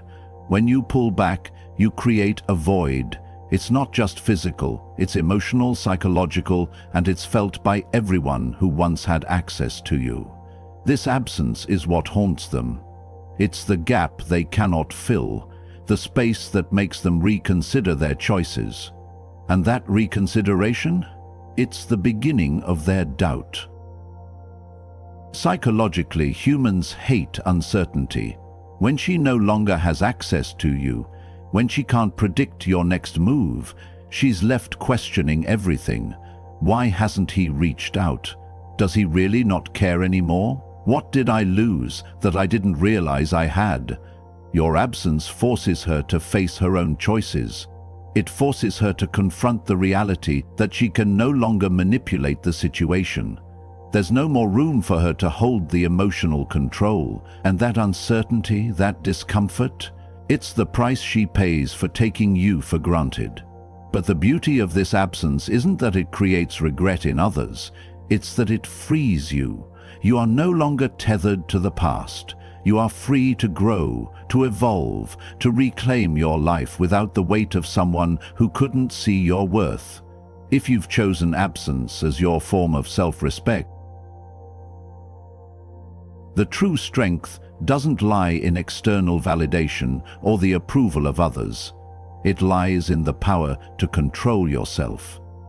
Right now, you may feel the temptation to react, to let your emotions lead, to retaliate or seek closure from those who have wronged you. But the Stoic path teaches us that the real power lies in self-mastery. When you stop reacting to every stimulus, when you stop needing external approval, you become a force to be reckoned with. Your calmness becomes your strength, your discipline your weapon, and your presence your shield. Self-mastery is a choice. It's the decision to control your actions and emotions rather than let them control you. It's about setting and sticking to boundaries, no matter how much the world tries to pull you off course. When you decide, you stop being a victim of circumstances and become the master of your destiny. Imagine this. You are no longer moved by every emotional storm. When life gets chaotic, you stand firm. When people try to provoke you, you don't react. You don't waste energy on things you can't control. Instead, you observe, calculate, and act only when necessary. This calculated calmness makes you unpredictable and powerful. The psychological effect of this is undeniable. People begin to see you as someone who cannot be manipulated. You're no longer a puppet to anyone's expectations or emotional outbursts. Your control over yourself makes you unshakable, and people around you begin to respect that. You become an unstoppable force by mastering your emotions, actions, and reactions. The highs and lows of the world no longer sway you. You stand in the middle, calm and composed, knowing no external factor can break your resolve. If you've chosen to master yourself and let that master shape your world, comment below, "I am the master of my emotions and my actions speak louder than words." After all the pain and self-doubt, After all the confusion, there comes a point when you stop chasing. You stop being the one to prove your worth and realize that your value has never been questioned. You are not here to be chased or seen as a consolation prize.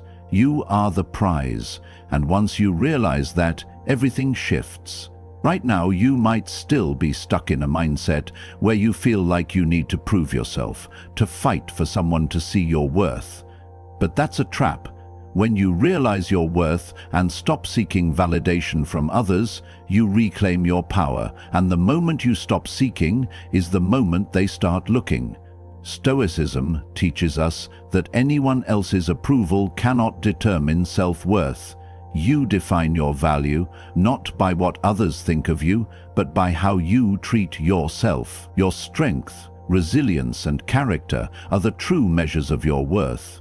And when you start acting as if you are the prize, everything changes. Imagine this.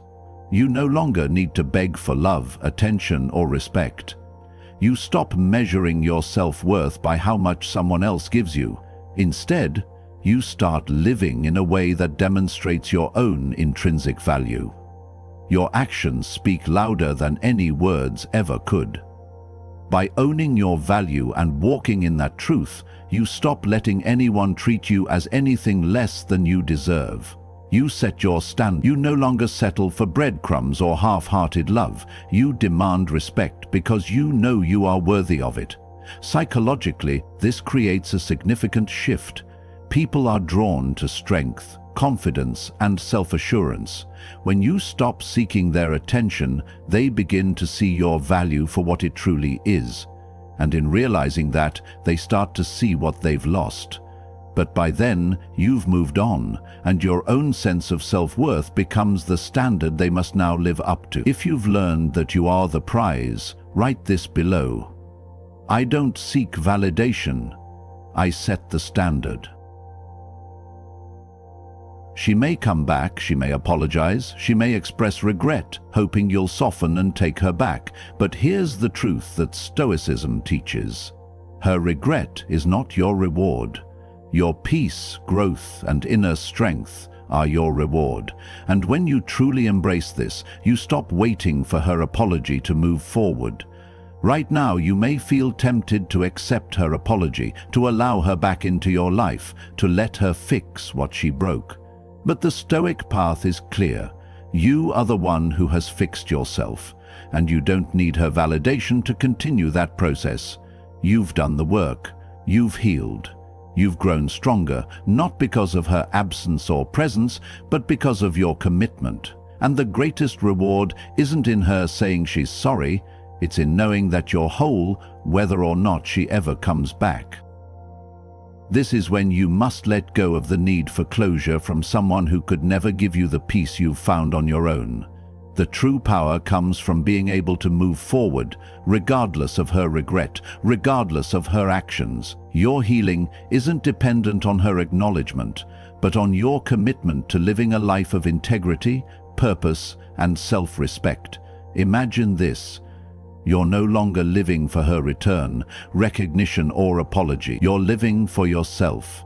Every decision you make from this moment forward is based on the life you want to create, not the life she left behind. Your focus shifts from what she did to what you're doing next. The psychological impact is profound. When you stop waiting for her regret to define your actions, you free yourself from the emotional chains that kept you tethered to the past. Her regret becomes irrelevant to your growth. You've moved beyond it, and that is the ultimate freedom. Her regret will never be your reward. Your peace and your progress are the only things that truly matter. If you've chosen to live for yourself and let her regret be her own, comment below. My peace is my reward, not her regret. It's a paradox. The less you care, the more others care about you. When you stop showing excessive interest, stop trying to make someone feel validated by your attention, you become infinitely more attractive. This is not about playing games. This is about embracing the power of indifference. the Stoic strength of detachment. Right now, you might feel the temptation to chase, to ask for attention, or to overcompensate for your perceived loss. But true attraction doesn't come from desperate pursuit. It comes from letting go. When you let go of the need to be noticed, you begin to glow in a way that's undeniable. Indifference doesn't mean you don't care. It means you care about yourself more than anything else. You've learned that your value doesn't need to be validated by external sources. Instead of constantly seeking external validation, you now live in a way that commands respect by simply being yourself, unaffected, confident, and free. Imagine this. You no longer rush after people's approval or affection. You stop overextending yourself to be liked. Instead, you simply live your life in a way that radiates confidence and self-respect. You become a person who isn't worried about the opinions of others. This detachment creates a magnetic aura that draws people to you without effort. They become intrigued by your mystery, your self-sufficiency, and the calm strength that emanates from you. Psychologically, this creates a shift in the power dynamic. People are drawn to what they can't have. When you stop trying to earn someone's attention, they begin to wonder what's behind your indifference. This uncertainty pulls them in, making them want to know more about you, to be around you. And in that uncertainty, they begin to value you more than they ever did before. The key to this isn't manipulation, it's authenticity. You don't have to prove anything anymore. You simply exist as a strong, self-assured person, and that is what makes you irresistible. If you've embraced indifference and the power of self-respect, comment below, "I attract with my presence, not my pursuit."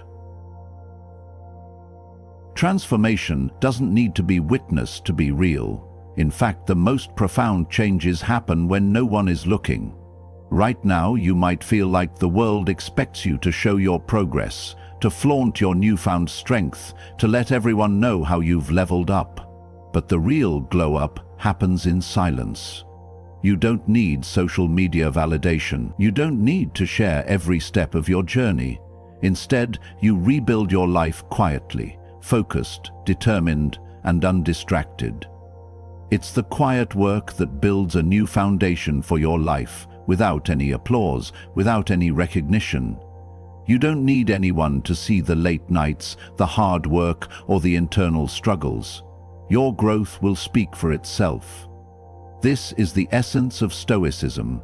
It teaches that true growth is internal, not for show. When you're focused on your own development, you stop needing the approval or recognition of others. You start living for yourself, not for validation. You focus on your goals, your health, your mindset, your future. And in doing so, you evolve into a person who no longer needs to be validated by the people who once doubted you.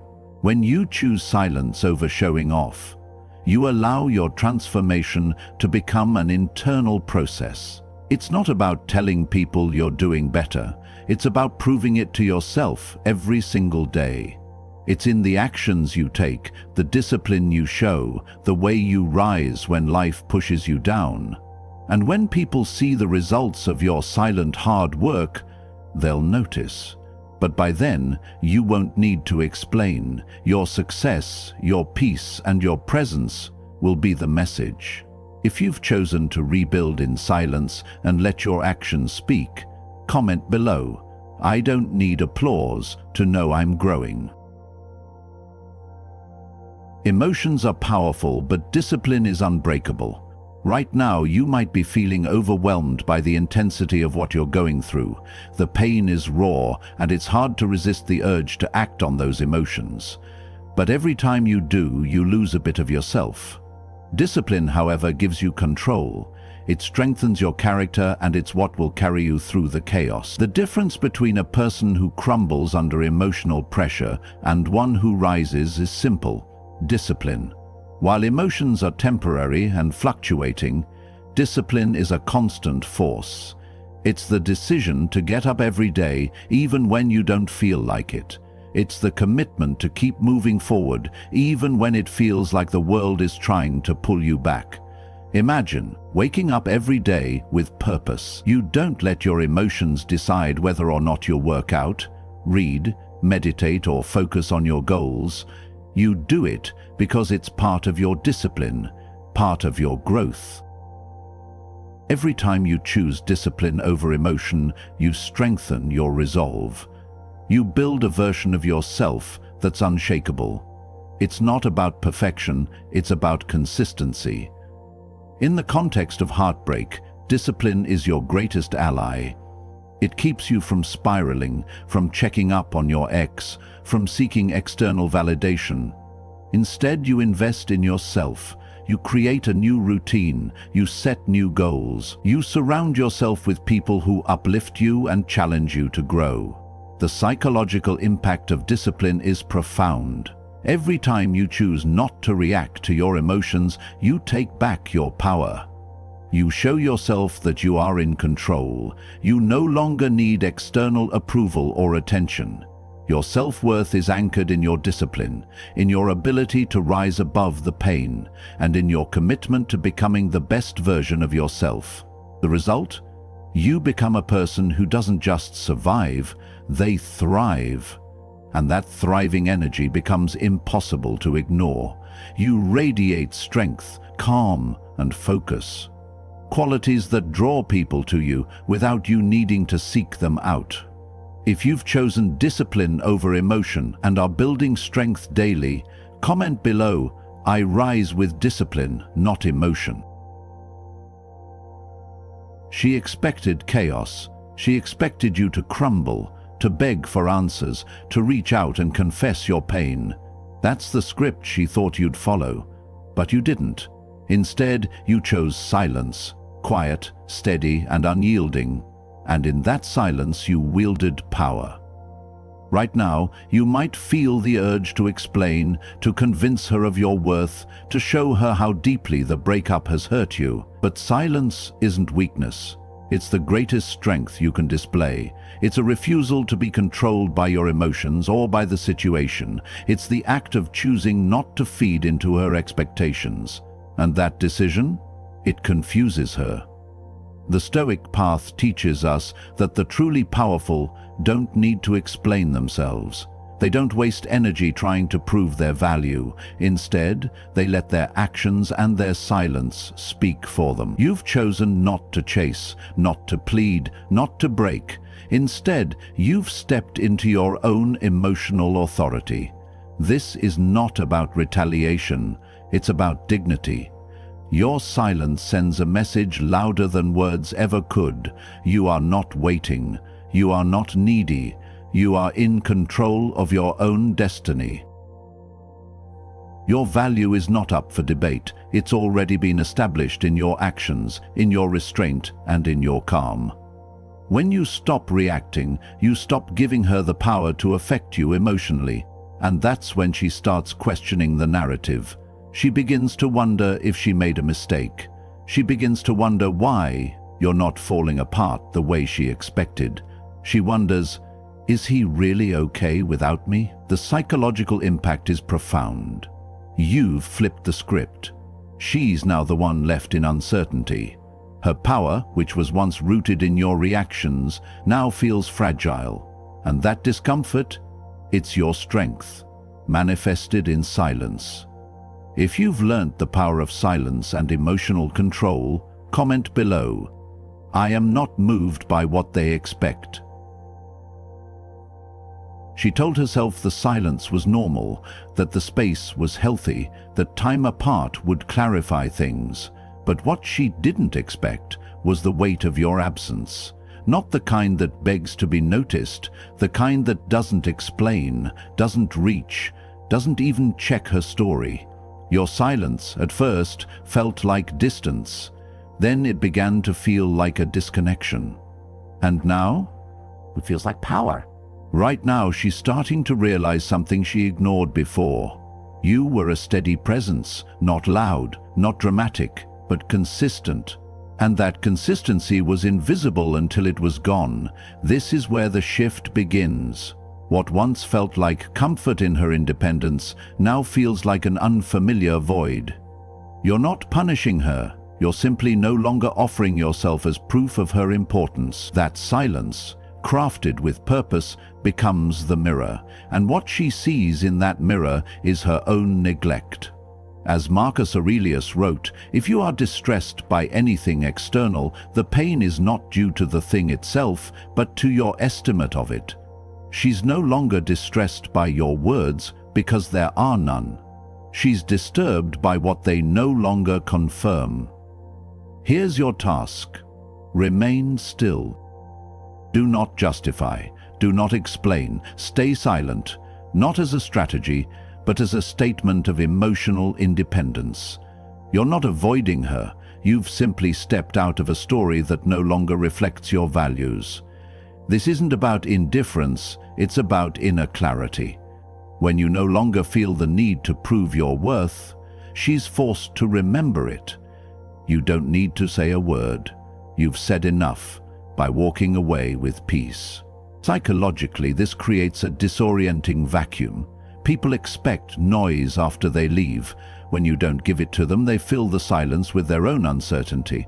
And uncertainty always leads to curiosity, reflection, and sometimes regret. But don't wait for that. This is your liberation too. If your silence has become your strength, write this below. She expected noise, but my silence became her mirror. At first, she didn't notice. The morning scroll still happened. The playlists still played. The memes were still funny for a while, but then came a moment. A joke she wanted to send, a picture she wanted to share, a random thought that would have made you laugh, and you weren't there. That's when it hit her, not as a dramatic revelation, but as a quiet ache. You had become part of her rhythm, not in grand gestures, but in the ordinary flow of life. And now that flow has gaps, spaces, cold air where your warmth used to live. Right now she's beginning to feel it, not the heartbreak, but the hollow, the absence of those tiny anchors that once tethered her to something steady. The good morning texts, the sarcastic replies, the way you remembered her schedule without. These weren't luxuries. They were emotional rituals. And without them, even the mundane starts to feel cold. You're not filling that space anymore. And that's the difference. You haven't gone missing. You've simply stopped showing up where your energy was once taken for granted. That decision is quiet, stoic, firm. Marcus Aurelius reminds us that disturbance comes not from events, but our judgment of them. As a Stoic man, you no longer judge the absence as loss. You see it as room for your own expansion. You don't rush to fill the silence. You let it settle. And in doing so, you force her to confront the reality. You were not just a presence. You were a pattern, a support, a comfort she didn't know she leaned on until it vanished. Here's what you do. Maintain the void. Do not return to offer small fixes to her discomfort. Do not reintroduce casual contact. You're not there to patch holes in someone else's peace. You're too busy building your own. The psychological impact grows daily. The mind seeks familiarity, and when it fails to find you in her daily rhythm, it doesn't just register absence, it registers loss. And it's the kind of loss that doesn't scream, it lingers. Because the routines still play out, only now she plays them alone. She didn't expect silence to echo. She didn't expect small things to break her stride. But that's what happens when someone stable leaves without making noise. They become everything you didn't realize you depended on.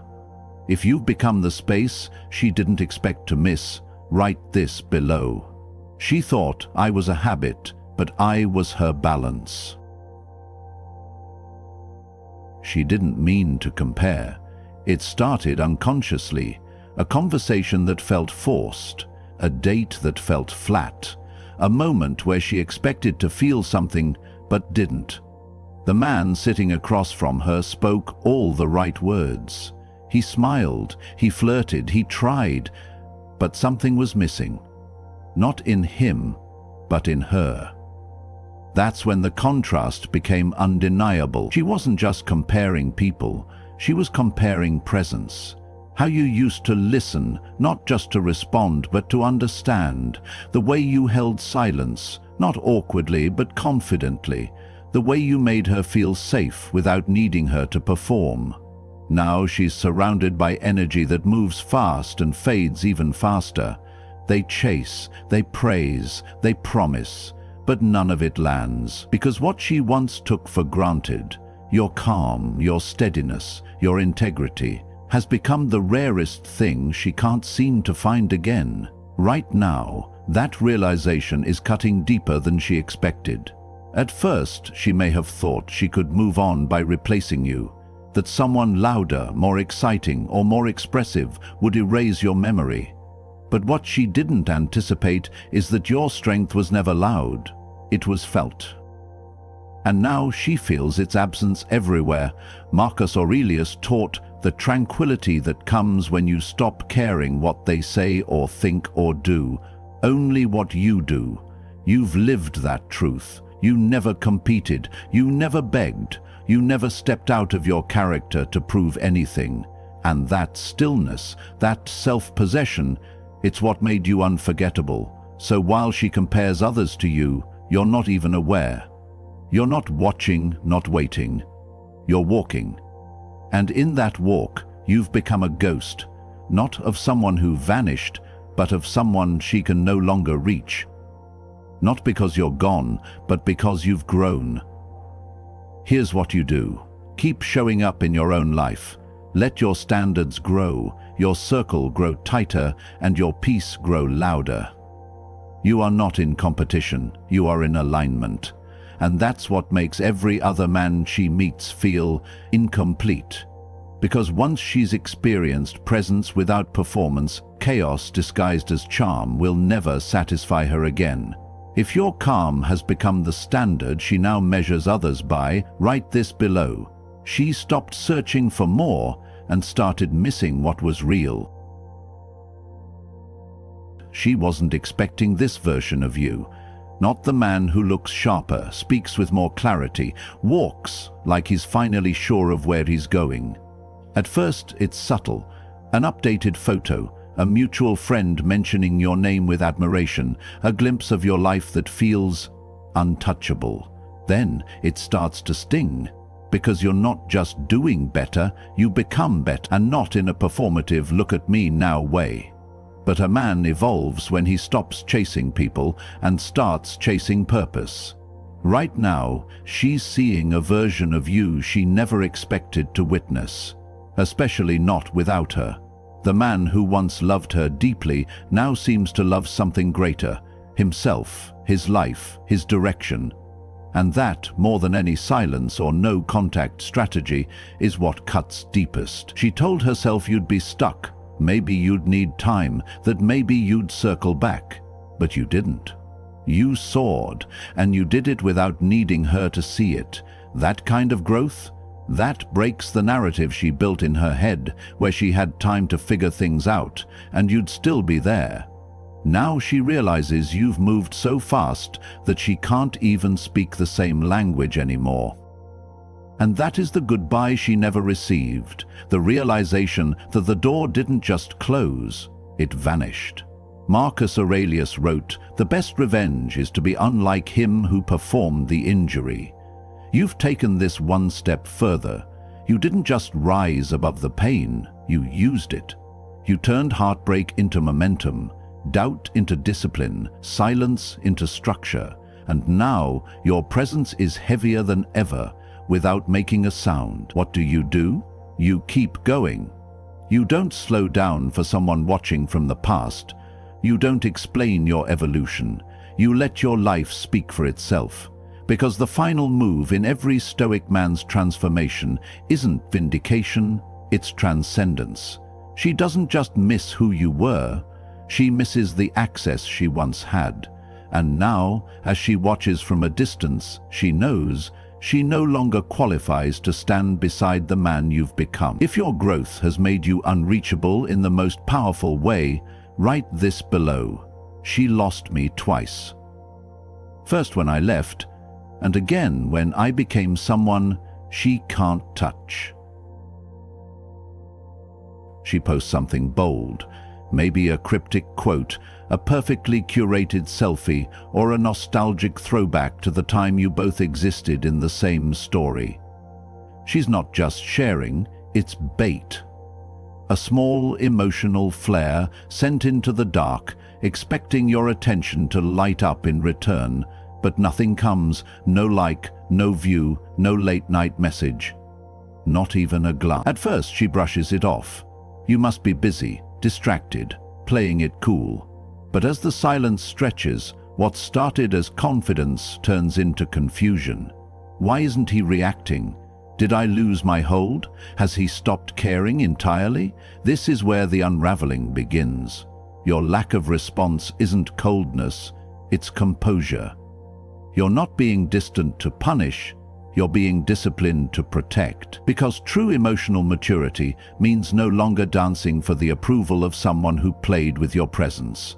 Right now, you're breaking the cycle. The one where her attention dictated your mood. The one where every move she made was met with energy from you, positive or negative. But now, you've unplugged from the game, and the silence becomes unsettling in a way she didn't expect.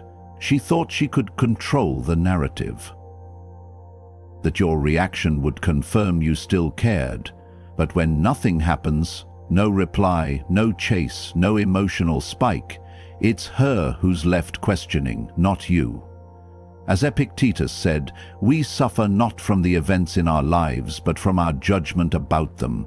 She's now caught in that suffering, not because of you, but because of what she once assumed was guaranteed, your emotional availability. You've changed that. You've shifted from reactive to reflective, from dependent to detached. And that transformation doesn't just create distance, it creates depth. Because now she doesn't know where she stands, and in that uncertainty she begins to feel what you once carried in silence. Here's what you do. Stay out of the trap. Do not break your silence to soothe her ego. You are no longer a supporting actor in her self-image. You are the man who no longer plays roles for approval. This psychological shift is one of the deepest. When someone realizes their influence has vanished, they confront their own emptiness. And your silence, anchored in self-control, is the quiet storm that wakes her to that truth. If you've stopped reacting and started reclaiming your energy, write this below. She played to get my attention, but I was done performing. She thought she could replace the feeling, not the person. Maybe someone new slid into her messages. Maybe she agreed to a coffee, a night out, a conversation filled with laughter. On the surface it seemed promising, but beneath the surface something was off, something was missing. It wasn't what he said, it was what he didn't bring. Depth, stillness, presence. That's when it begins, the quiet comparison she never intended to make. His words might be smoother, his energy louder, but there's a tension beneath it all, a need to impress, to entertain, to be liked. And in that effort, she sees the one thing that used to calm her, your quiet confidence. Right now, she's noticing the difference. You never tried to win her with noise. You didn't perform emotions. You carried them with steadiness. And suddenly, the charm of someone new begins to crack. Not because he's terrible, but because he's not you. More importantly, she never had to question what you were trying to prove, because you didn't have to prove anything. This is the moment your absence starts to shape her reality. Not through nostalgia, but contrast. The kind of contrast that makes her realize emotional safety isn't flashy. It's quiet, it's rare, it's felt. And you brought that without trying. You're not competing, you're not lurking, you're not even interested in what she's doing. And that, ironically, is what makes your memory louder than anyone currently speaking to her. Because while they chase validation, you've moved on from needing it. Marcus Aurelius once said, Don't explain your philosophy, embody it. And that's exactly what you're doing. You're not trying to show her what she lost. You're simply becoming more of who you are, grounded, composed, untouchable by external drama. That kind of presence lives in memory longer than any performance. What should you do? Nothing. Stay in your lane. Grow without bitterness. Let your absence be a standard she starts unconsciously measuring others against and finds them falling short. Psychologically, the impact is profound, because humans don't miss personalities. They miss the feeling a person gave them, and once she realizes that feeling was never just chemistry, it was your character, she'll question why she ever thought she could replace it. She won't say it out loud, but she'll feel it in every shallow conversation, in every man who talks too much and listens too little, in every moment she realizes you weren't the loudest, but you were the safest. If you've become the calm she compares chaos to, write this below. I don't compete, I contrast. It won't hit her through logic, not through a late-night reflection or some long internal analysis. It will strike in a fleeting moment. A song playing in the background, a photo memory that pops up, or a familiar scent caught in the wind. Suddenly, she's not just thinking about you, she's thinking about herself, who she was when she was with you. And that version of her, she liked her. Not because you tried to change her, but because you saw the best in her, and somehow just by being near you, she felt safe enough to become it. She laughed more softly, felt more deeply, dreamed more freely. There was no pressure, no fear of being judged, only presence. Yours, solid, attentive, calm. Right now, that contrast is beginning to sink in. She's in a world full of noise, filled with fast love, shallow validation, and people who talk about connection but don't offer it. And in the silence you left behind, what haunts her is not just that she lost you, but that she lost herself in the process. You were never trying to impress her with promises or charm. You created a space, one where she didn't have to perform, where she could just be. And when that space vanished, it didn't just feel like losing a person, it felt like losing a mirror, the kind that reflected her strength, softness, and self-worth back to her without distortion. As Epictetus taught, know first who you are, and then adorn yourself accordingly. You didn't force her into growth. You allowed her to meet herself through your stillness. Your calm wasn't controlled, it was clarity. You didn't fix her. You didn't need to. You just held the kind of emotional ground that made her feel seen without ever asking to be noticed. Now, in your absence, she's remembering that feeling, not just you, but how she felt when she was with you. And that's a kind of longing that no replacement can quiet, because it's not about getting you back, it's about wanting that version of herself back, the one who felt safe, alive, and enough. What should you do? Stay where you are, calm, quiet, building. Don't return to reassure her.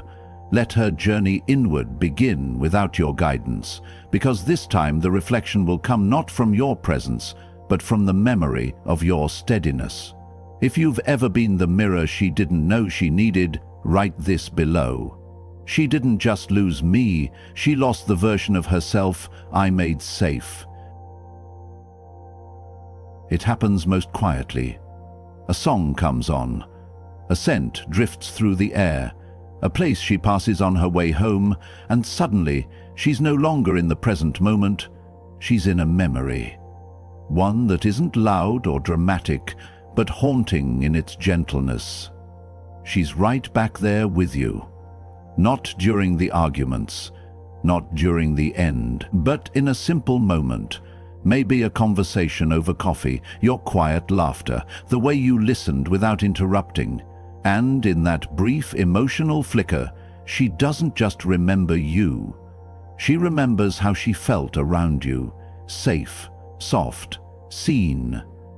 Right now, that memory isn't about longing for attention, it's about longing for a state of being, a version of herself that existed only when you were near. And because you weren't trying to create that effect, it lasted longer, it embedded deeper, because it was real. This is where the psychology runs deeper than logic. You didn't leave a trail of dramatic highs and lows, you left resonance. And resonance doesn't fade, it echoes. In a world full of distractions and shallow chemistry, your presence remains because it wasn't performative. It was felt. And what's worse, for her, is that she can't recreate it.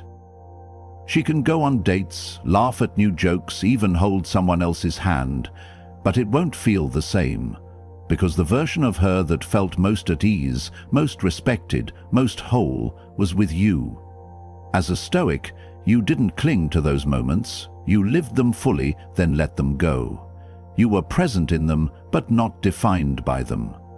That's why they're so powerful in hindsight, because they weren't driven by outcome, but by a line. Epictetus said, "Only the educated are free." You were free the moment you stopped needing her to validate what you brought. On the other hand, she now realizes what she lost, not through your words, but through the absence of that emotional grounding. What should you do? Nothing. Don't respond if she tries to reopen the past through nostalgia. You already lived the moment. You don't need to revisit it. Because you weren't just a memory, you were a mirror. And that mirror now reflects the calm she may never find again. If you've become the feeling she can't recreate, write this below. She forgot the moment, but her body remembers the peace I brought. Life moves quickly. Messages ping, people perform, conversations overlap. It's all fast, loud, and fleeting. And somewhere in that chaos, she suddenly remembers the one thing she no longer has: your stillness. You weren't the loudest in the room. You didn't flood her with compliments or constant updates. You didn't demand attention.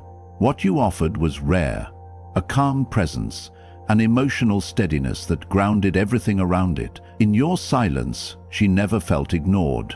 She felt safe.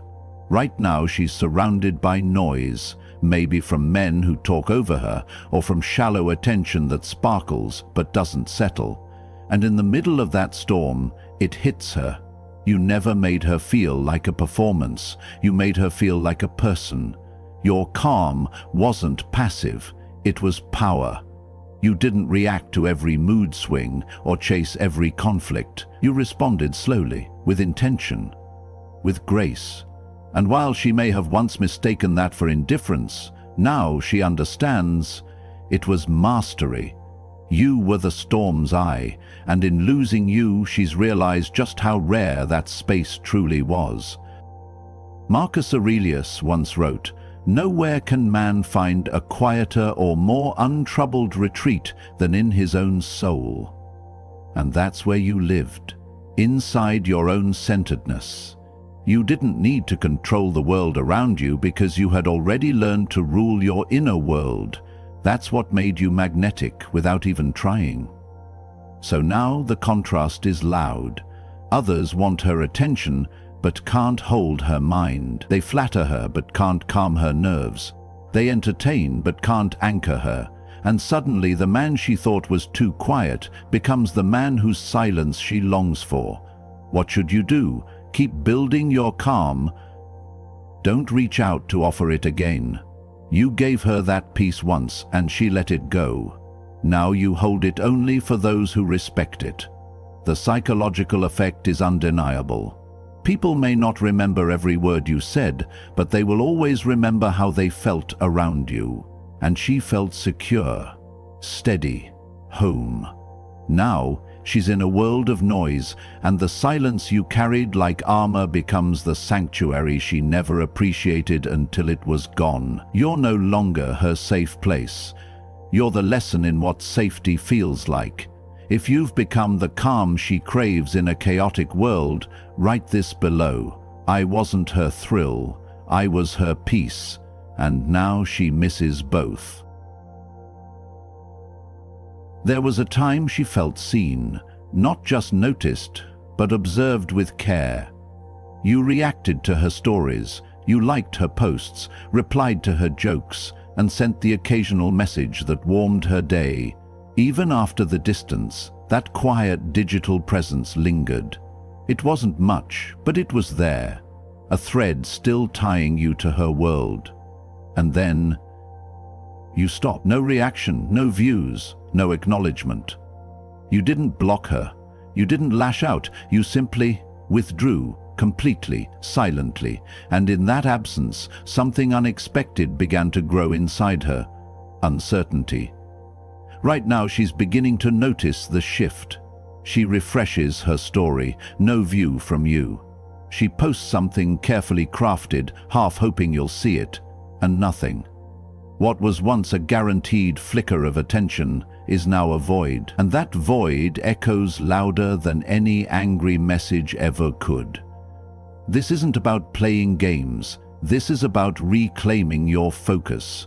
As Marcus Aurelius said, you have power over your mind, not outside events. You've stopped offering your attention where it's not valued. You've chosen peace over performance. Not because you're punishing her, but because your energy is no longer for rent. Here's the truth: your attention was never free. It had weight, it had meaning. And when you remove it, not dramatically but deliberately, it disrupts the narrative she's built. The story where she still has your quiet presence in the background. The illusion that she can leave, yet still matter. You're not being cold, you're being clear. You've stopped chasing glimpses of connection and started living where your focus is returned, not just received. This psychological shift is subtle, but powerful. When someone loses an audience they thought they could always summon, they begin to perform differently, less freely, less confidently, and eventually with more regret. So, what do you do now? Nothing. You continue investing your energy inward, into your work, your health, your purpose. You've stopped tracking her story because you're too busy writing your own. Let her wonder. Let her scroll. Let her feel what it's like to not know what you're thinking, not because you're hiding, but because you're healing. If you've chosen to give your attention only where it's earned, write this below. I stopped watching her life so I could start living mine. You started this journey thinking silence was just avoidance, but now, you know, your silence was a message. A mirror, and it broke her not because you vanished, but because you refused to lose yourself trying to be understood. She thought you'd reach out. Instead, you reached within, and what you found was strength. She didn't break you. She revealed what needed rebuilding. If you're ready to keep becoming that grounded, untouchable version of yourself, like this video, subscribe, and comment. I am my own foundation. Stay calm, stay grounded.